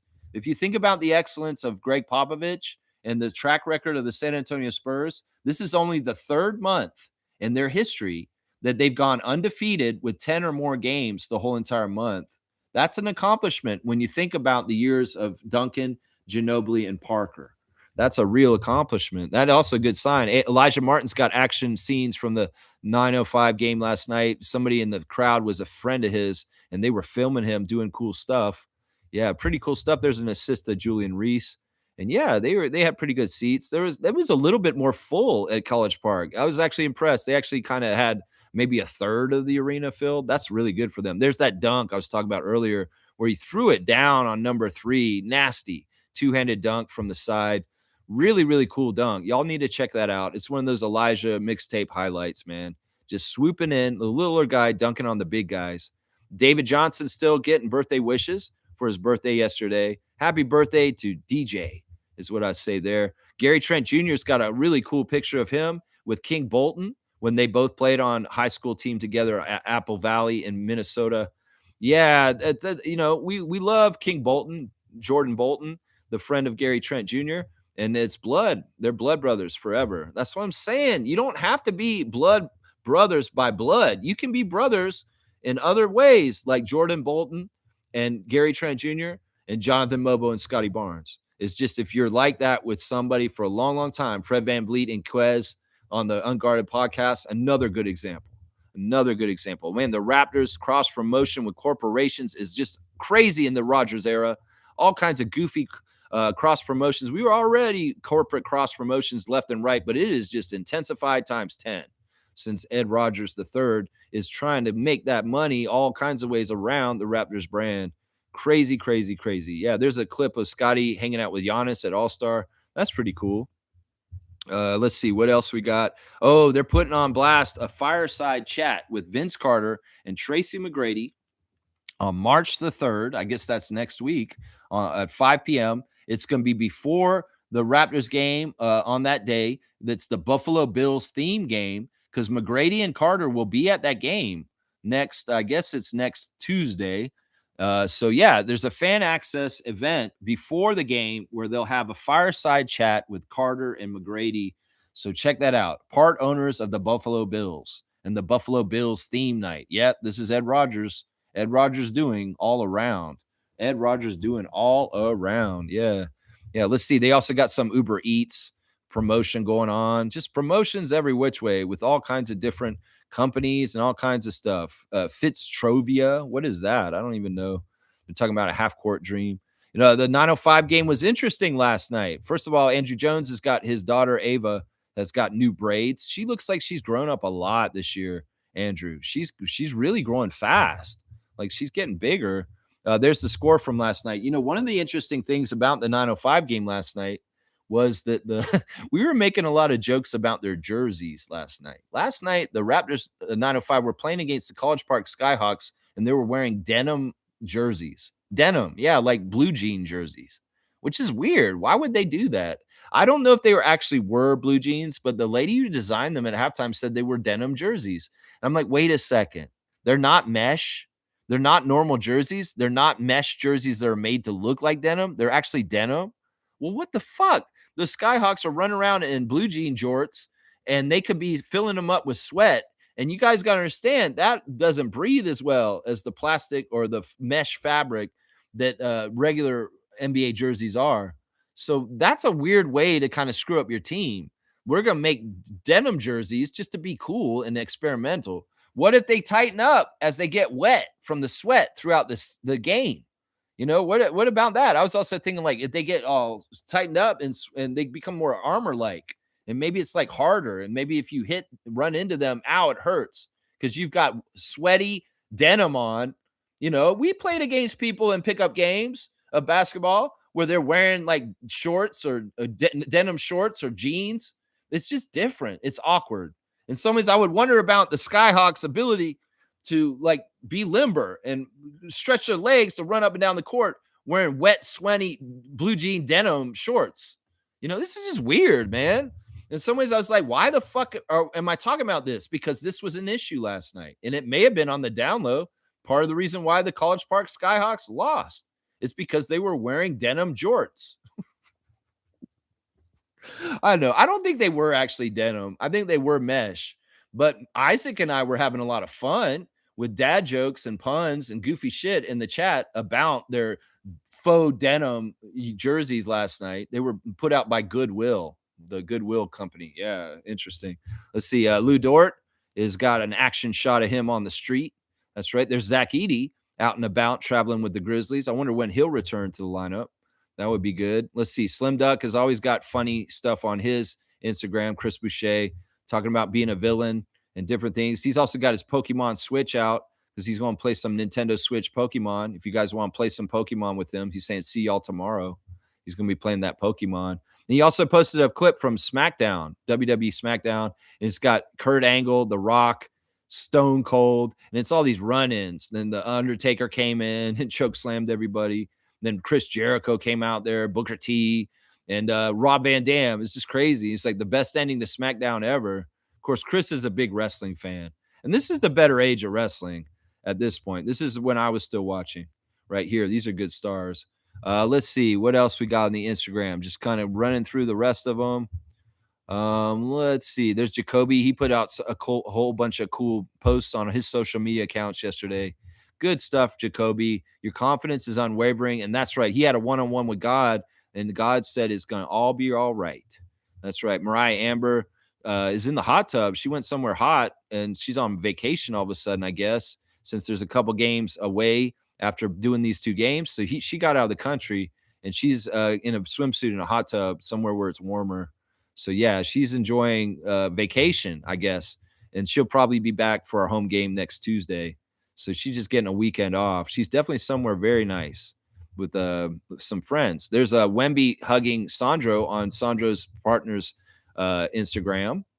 Let's see what else we got. Sandro Mamu is playing backgammon with his honey yesterday. So there's I guess Sandro likes to play backgammon.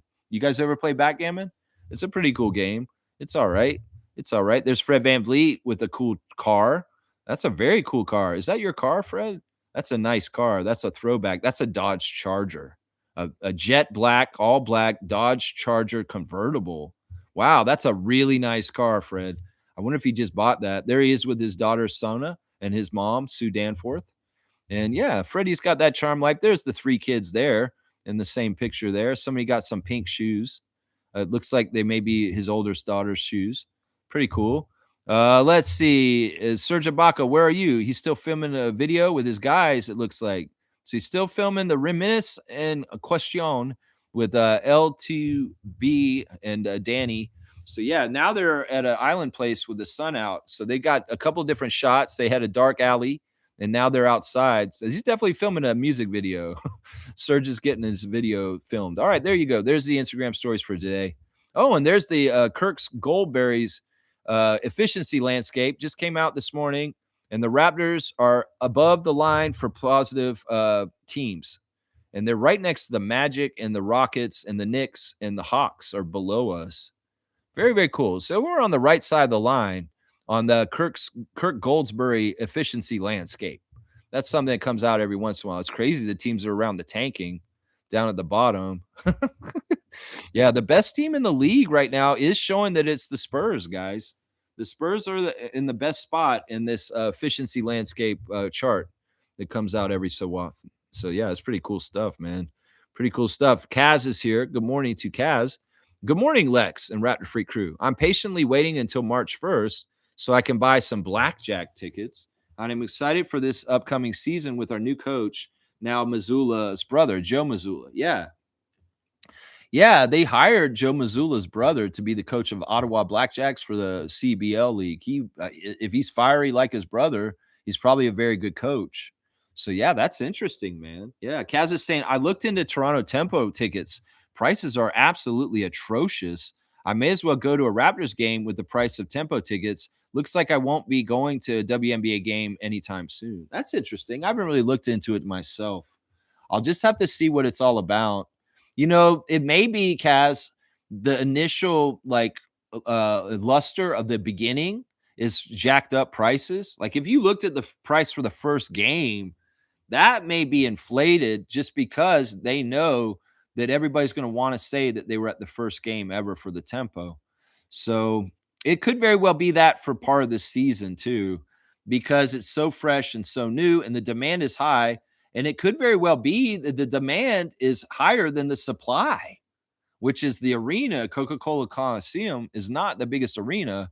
And they may be having to do that partly because of that. We'll have to see. I'll bet you that it'll flatten out and the prices will get better over time. But the novelty and the newness of the Toronto Tempo may inflate the prices to start, is what I'm going to guess on that. Yeah, go to CBL or 905. Yeah, CBL for sure. And he is. He's got his Blackjacks tickets. And yeah, I'm going to go to 905 this Sunday, I think. Go see them play Greensboro Swarm in a couple days at 2 o'clock on a Sunday afternoon at Paramount Fine Food Center. If you hear me saying that and you want to go to the game, go to the game. And we can cheer for the 905 in person. That's right. Yeah, Isaac said, I also want to go see the Tempos soon, too.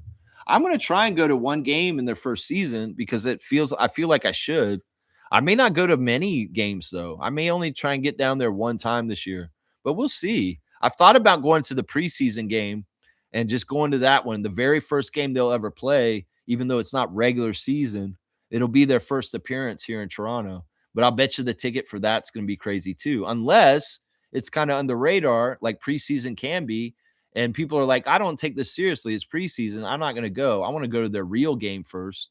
So I might try and sneak into the preseason game that they have against the Sun at Coca-Cola at the end of April. So we'll have to see. We'll have to see. Fiercey saying, "Let's go, Blackjacks." Kaz, Isaac, O Town represent. Yeah, our Blackjack contingency of Raptor Freaks is strong.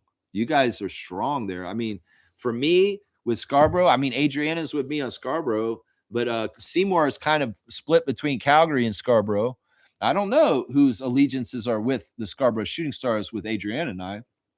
But you guys are definitely Ottawa Blackjacks Nation. That's right. W. Fiercey, Rock Lansdowne with the people. There you go. There you go. Let's see. Kaz is saying, I wanted to support the women in WNBA, but not at that price. 10-4, Isaac. O-Town, stand up. Well, let's give it a little bit of time, Kaz. And, you might want to check a couple different games throughout the season. The initial games are going to be crazy jacked up. And maybe by the end of the season, the ticket prices come down a little bit more, and it's easier to get tickets like maybe in August or September. You just have to see because they're gonna fluctuate. They're not gonna be set at a certain price. If that's gonna be the prices, and you're saying that, man, their business strategy may need to be revised. Let's just put it that way. Because Teresa, you don't want the initial impression of your ticket prices to be, oh, that's way too much. I guess I'm not going to a game this year. Yeah, that's what Charles Barkley said. The most important thing in the NBA is to make sure that ticket prices stay affordable for the players, and all this other stuff is not as for the fans, affordable for the fans, and all the other problems the NBA has. That's the biggest problem he thinks is prices are way too high in the NBA, and that they need to be controlled a little bit. Yeah, yeah. Let's see. Kaz is saying W. Fiercey Blackhawks saying, I don't know a rookie that doesn't get pissed at some point in time for missing a shot. I've even seen Grady in battle show disappointment. It's natural. Yeah. Yeah, it's exactly natural, especially when you feel like you should have got it, right? Isaac's saying everyday people in pants over profits every day. You want to dunk, you're getting it. You're getting it. I love that denim pants emoticon because, yeah, you were really making light of these jerseys they had last night. I think that they're trying to fake us out. They weren't actually denim pants. But I want to believe that they were for some reason. You got that Delano Banton, man. You're running away 45 bus. This man's gone down the bus route to 45. He's really up there, man. I think he might be the leader right now at 45.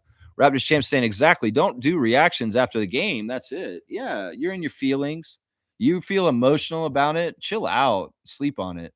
That's why I do it that way. But if you have to be hot and fresh, like the bread at Subway, if you got to be hot and fresh, well, I should say the bread at Mr. Sub, you should, okay, then you got to temper yourself and have more discipline. Be the journalist more than the fan in that situation, William Liu. If you're going to do a gut reaction right immediately after the game, put your journalist hat on, be a reporter, and stop being a nephew. That's what I say right there. Yeah. Blonsky's here. Everybody, especially crashing out over a developing team, especially crashing out over a playoff team, a team that is night and day from the team we had last year at this time. I mean, Blonsky, thank you for the subscription. I mean, it's crazy. Let's read the room. Let's understand how far we progressed as a team in the last year and be grateful and thankful that we're moving in the right direction. We have all kinds of good things happening.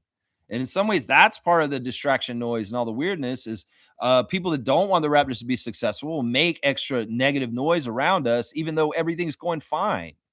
And people are chicken littling or getting upset about the dumbest shit that isn't really mattering. And it's kind of like, look, we're doing things the right way and we're on our way and we're in good shape. And they just miss that. I mean, it's crazy, Oblonsky, isn't it? It's crazy. Why? Why are you crashing out? We're in the playoffs. We're not even in the play-in. We're in the playoffs, you idiots. Stop getting all crazy is what I'm saying. Yeah. UC saying the games went by really fast while at Scotiabank Arena, so it's kind of hard to pinpoint certain plays. But seeing Wemby hit a very tough corner three made me thankful to be at the games. Yeah, I saw that three. That was late in the game. He had missed all his threes up until that point, and it was kind of a weird off balance in the corner three near the Raptors bench. And that was a high level play. Yeah, it can be very active in the arena. A lot to look at, a lot going on, a lot of noise, and you feel those vibes, you feel the energy. It's a party, and it's a joyous place, and it's just a lot of fun. Going to a Raptors game is it's an experience. It's an experience for sure. And I'm glad you got to do it this week, UC. I'm glad you got to do it. Isaac's saying, I got love for Will Liu. He actually apologized while he was reacting. He has gratitude, and we all came from different circumstances. He has my respect, and I think Darko respects him too. You think Darko respects him? Okay. I mean, he is traveling with the team. He is seeing these guys. He is around them and stuff. I don't know. I mean, I want to like him too. Like seriously, I've been a fan of him more than not a fan of him for these years. It's just I don't like him being a bad influence on Raptors Nation. In some ways, when he starts interfering with my purpose for why I do this channel, then I get pissed at him. And in some ways, I just want you to, you don't have to be just exactly like me, William Lou. You can be a little bit of a cynic, a little bit of a negative ninny sometimes, but I'm just asking you, man, for your own good, have more self control over your emotions for your own good because it's not healthy to get that crazy wound up. It's not healthy, man. It's not healthy. Yeah, Blonsky saying NBA definitely doesn't want another Zion Pels situation. Exactly. Exactly. That's why Wemby has to be funneled there, you know. And Zion Williamson in New Orleans has been a bust, and he is somebody they could have marketed the hell out of. Even saying John Morant in Memphis, that may have not been the right environment for him there either to be his cosplay and gangster self. That environment in Memphis is a little rough from what I hear. They don't have good hotel rooms, is what everybody's saying now. I don't like staying in a hotel in Memphis because it's dirty, is what Anthony Edwards said. It's like, what is this, man? I mean, man, I feel bad for Memphis. Memphis is a city that's under fire in a couple different ways right now, politically and environmentally. And it's not fair to the people of Memphis in some ways. It's really not fair. Raptors champ saying Scotty was at Mobo's house for the draft. He's not going anywhere. His value is in keeping Scotty happy. And wouldn't you say that's worth it? I mean, if the Bucks can hold on to Giannis's brother for this long, you don't think that the Raptors would try and do that too? I don't think people get that. When people say the Raptors are a family, well, Jonathan's in the family. He's in the family. And, would we value him more than any other team in the league? Probably. So even like trying to discuss trades for him, we're not probably going to get the value we want because he's more valuable on our team than any of the other 29 teams for the sole reason of Scotty. So it's like, in some ways, strategically, it doesn't make any sense to have Jonathan on the trade block or talk about it. He could be thrown in as an add in or a filler for salary in some situations to make numbers line up. But in some ways, it doesn't make any sense. And, he's a good player. He's useful. And any team could use him. I'm not saying that. It's just that in some ways, he's way more valuable on our team. He just is. And like I told Mr. Jack last night in the chat, bro, did you spend 300 hours with Scotty on Twitch, hanging out with him and listening to him talk? Then you have no idea just how much Jonathan Mobo means to him. Okay. You have no idea. And how often Jonathan would be on the Twitch stream sitting there with him or on the video game somewhere else playing with him on the 2K. In some ways, I don't fault people that aren't Raptor freaks that are Raptors fans because they don't know more about the Raptors than us. I don't fault them for that. But people that don't understand the relationship between Scotty and Jonathan, well, where have you been? Are you living under a rock? Like, seriously.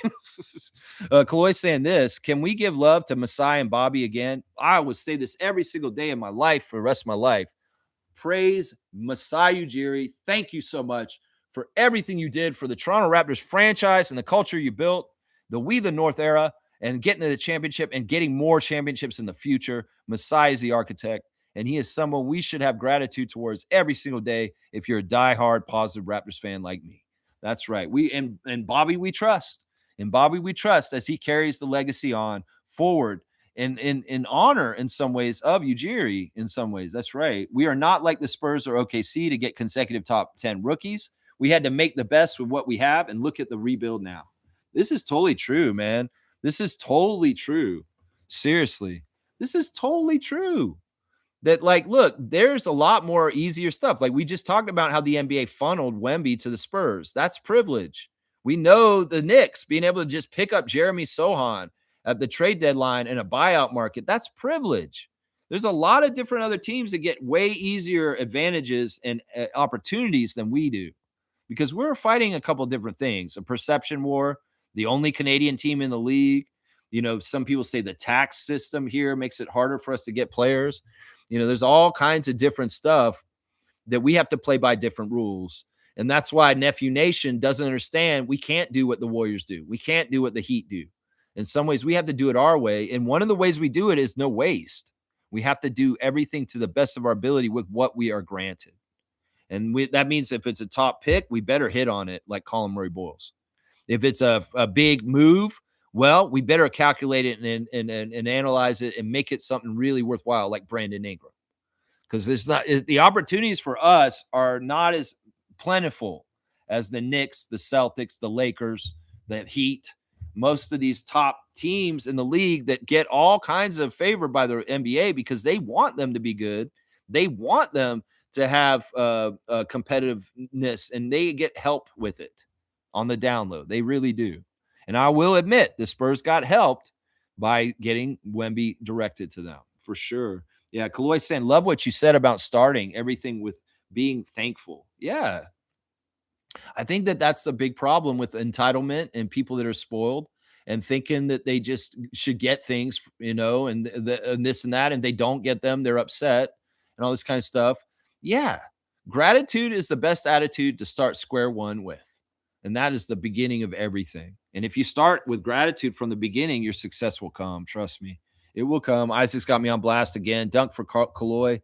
Yeah, we'll do that. We'll give Kaloy another dunk right now. He's going to RJ number 9. He's a hometown hero at this point. All right, let me see. Raptors Redditor of the day is Capital Moon. He has written a post saying Raptors positivity thread. And this is kind of what we've been doing today.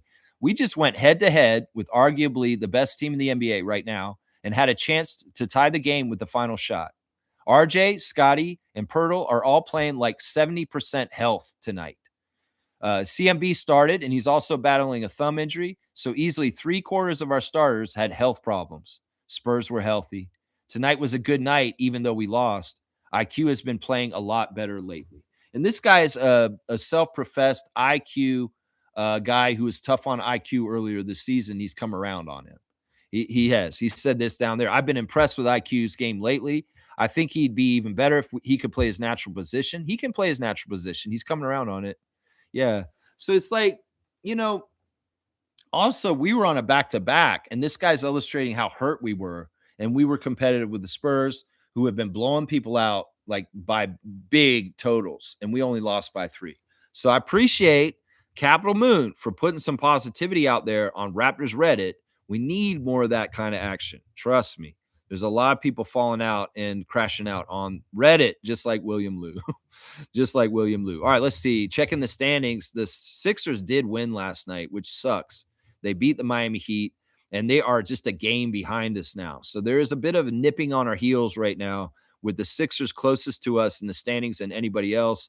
So Raptors, we got to take care of business and beat the Wizards tomorrow in Washington. And I will have the preview for that game tomorrow morning at 9:30, the ref report and the latest lineup news. So please tune in then. And we'll be talking about coming to a good win for them later that night. That's right. Let's see. Is there any breaking news about the Raptors right now? Josh Lundberg's enjoying the first episode of the 50th season of Survivor. And if you guys are a Survivor fan, the first episode was 3 hours and it was amazing. I enjoyed that episode so much. And I'm really, really excited about this whole season of 50 seasons of Survivor. It's a huge season, guys. They have players from the whole 50, from the very beginning. They had a player from the first season in this season, and players like just awesome, supersized everything. 3 hours, bigger teams, just huge personalities. There's celebrities in this season. Like they had a Billie Eilish thing in the first episode. So if you like Survivor, you're very happy it's back. And Josh Lindbergh's a huge fan, and he is agreeing with me. This is what he's saying. The Survivor 50 premiere delivered on all fronts. The intro montage had me ready to run through a wall. Yeah, it was like that, man. If you are a fan of the show for a long, long time, the nostalgia and the celebration of what that show has been for 50 years was definitely evident in the first episode. I don't want to give any spoilers about the first episode, about what happened and who got kicked off, but go check it out yourself. It just started this week up again. And if you haven't ever watched Survivor, maybe this is the season to watch just for fun and see the 50th season. 50 years, 50 seasons. That's 25 years to a year. Y'all, seriously, if you don't watch Survivor, this might be the time to watch it. Seriously, guys. Let's do straight goods on Canadian goods. This is one of my favorite products to promote on my channel, and it's Cover Bridge potato chips. Y'all know I've been putting Cover Bridge on blast for a couple years now. This company out of New Brunswick is a Canadian potato chip company, and they are fantastic. These are kettle cooked chips, and these are the salt and vinegar ones right here. But yeah, they went big time in 2004. And you should be asking for Cover Bridge. Stop them buying American corporate chips. We have Canadian chips that we should be buying. And this is the brand recognition I want to send to you guys. Cover Bridge potato chips are high quality, and you should be able to get them at any grocery store or convenience store around you here in Canada. If they don't carry them, demand them. Go to the owner of the store and say, y'all really should have Cover Bridge chips here. And they have all kinds of flavors, and this is just the salt and vinegar ones. So Cover Bridge, once again, Raptor Streak loves Cover Bridge chips, and they didn't pay me nothing to do this. I'm not sponsored by this. I do these because I want people to support Canadian industry, and Canadian companies like Cover Bridge aren't going to have commercials all over the TV. So I want to give you guys brand recognition that if you want good quality chips to snack on, and you're sick of giving money to Frito-Lay, and big corporations like PepsiCo down in the United States, you could give company like Cover Bridge the money instead. And this would go towards our economy staying in this country and go towards more Canadian jobs and strengthening our economy. So yeah, Cover Bridge. Do it as a patriot for Canada.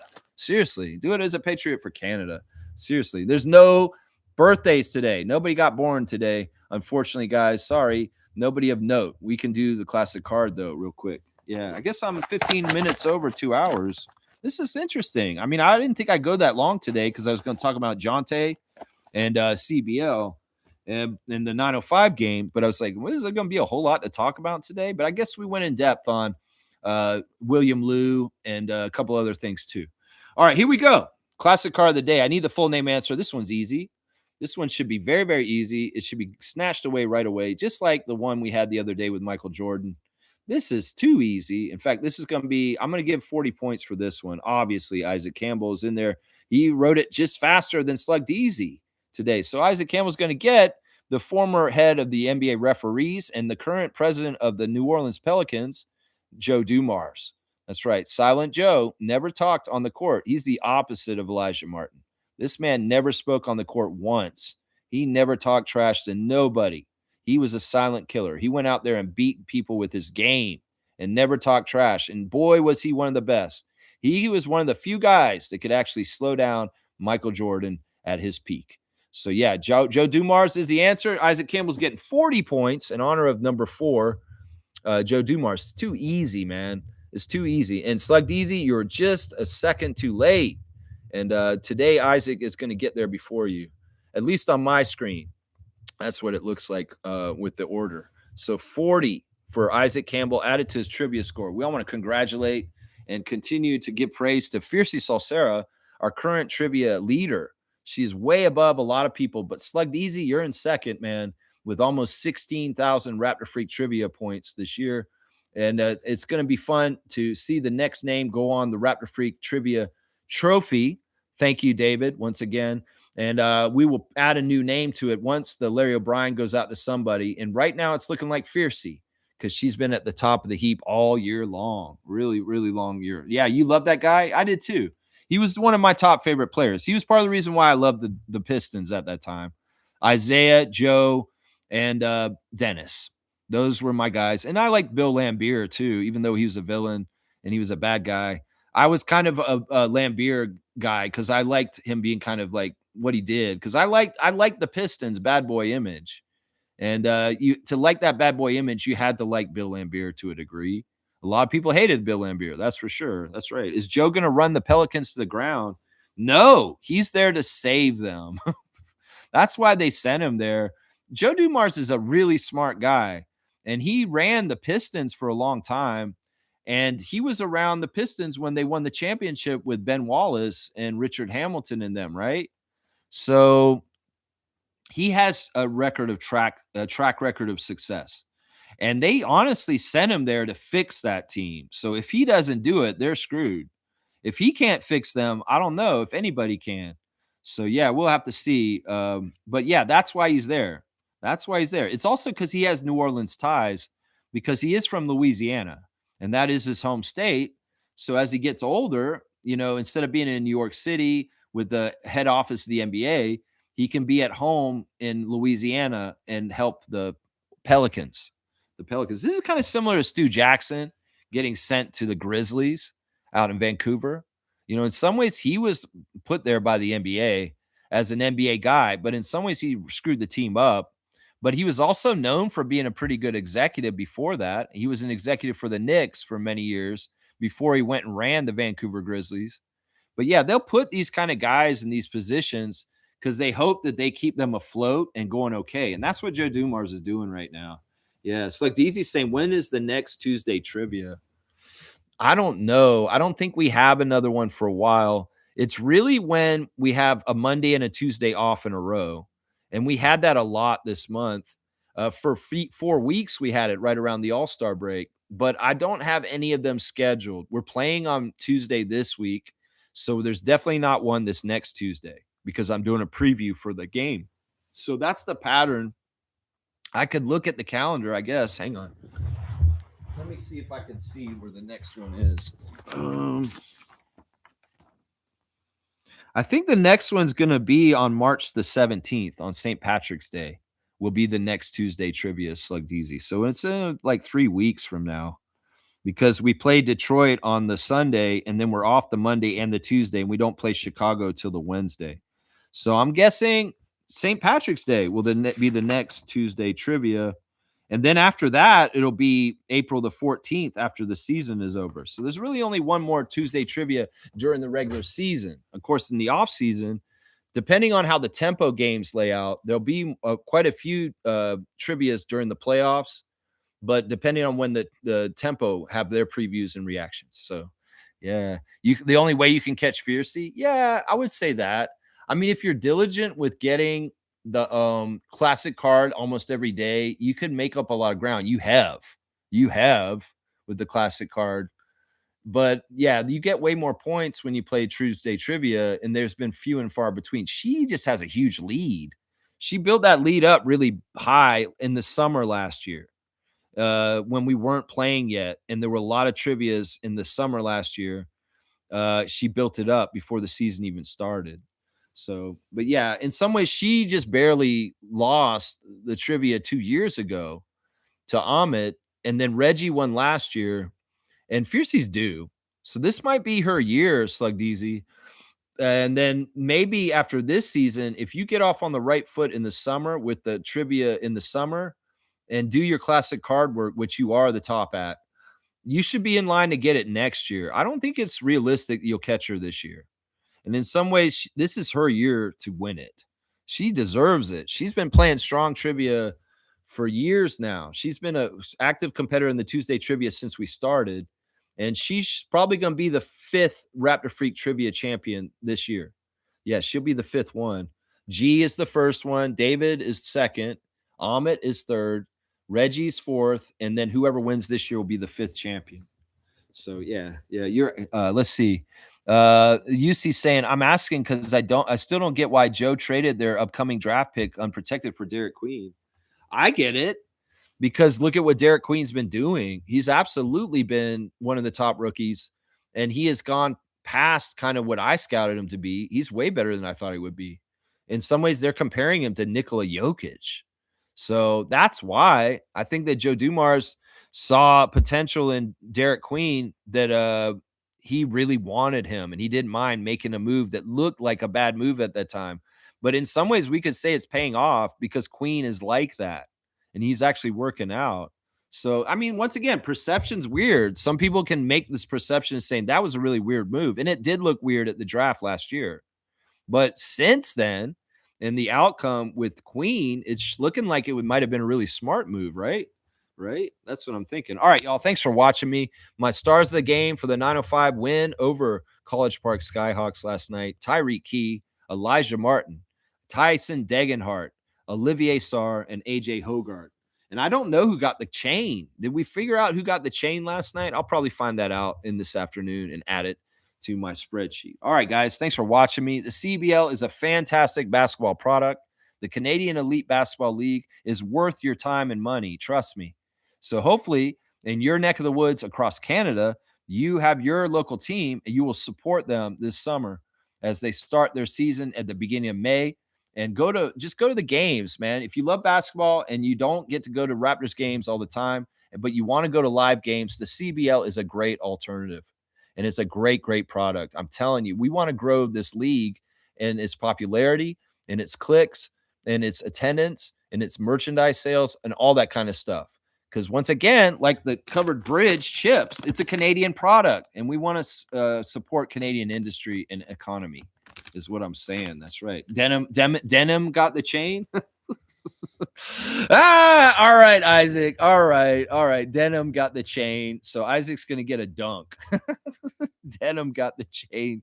That's hilarious. Levi Strauss got the chain. Is that what you're saying, man? Isaac, man, you're Eddie Murphy 48 hours. All right. UC saying, great stream. My next Raptors game will try to be in the playoffs this year. Hopefully, that'd be awesome. Yeah, if you can circle back and make it for a playoff game, that'd be fantastic. Yeah. I'm going to try and go to the playoffs too this year since we're returning. And I do like to go to the playoffs. I ended up going to the first game of the finals when we won the championship, but I waited. I was like, man, I want to wait to go to the playoffs. It was a real chicken thing, like playing chicken on the road, like where I was like, oh, should you go in the Orlando series? No, they'll get past Orlando. Oh, should you go in the Philadelphia series? I don't know. Maybe I should have gone, especially to game 7. Oh, should I go to the Milwaukee series? No. And I waited. And then I went to game 1 of the finals because I saved my money. And I knew it could only go to one playoff game. And holding off was smart in some ways. And we did win that first game 1 of the finals against Golden State.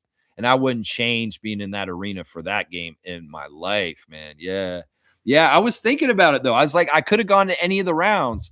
And I was like, I want to hold off.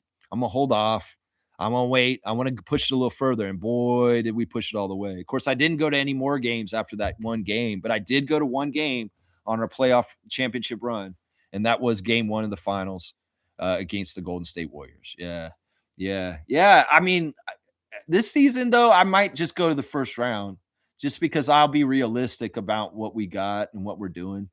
I'll gauge it that way. I mean, maybe I should gauge and say, no, Lex, you're going to go to the second round. And that's how they win. All right, y'all. Let's go Raptors. Let's go Raptors 905.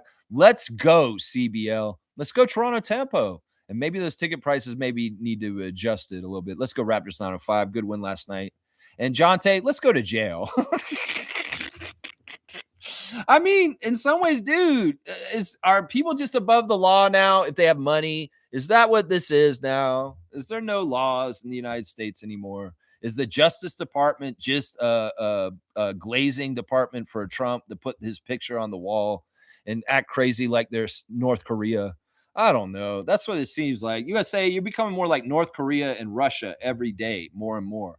And that's not right. That's not the right way to be moving as a nation. All right, y'all. Love you guys. Thanks for watching me on this Friday Freakout. And I'll see y'all tomorrow for the preview for the Washington Wizards Toronto Raptors game tomorrow night in Washington, D.C. Let's go.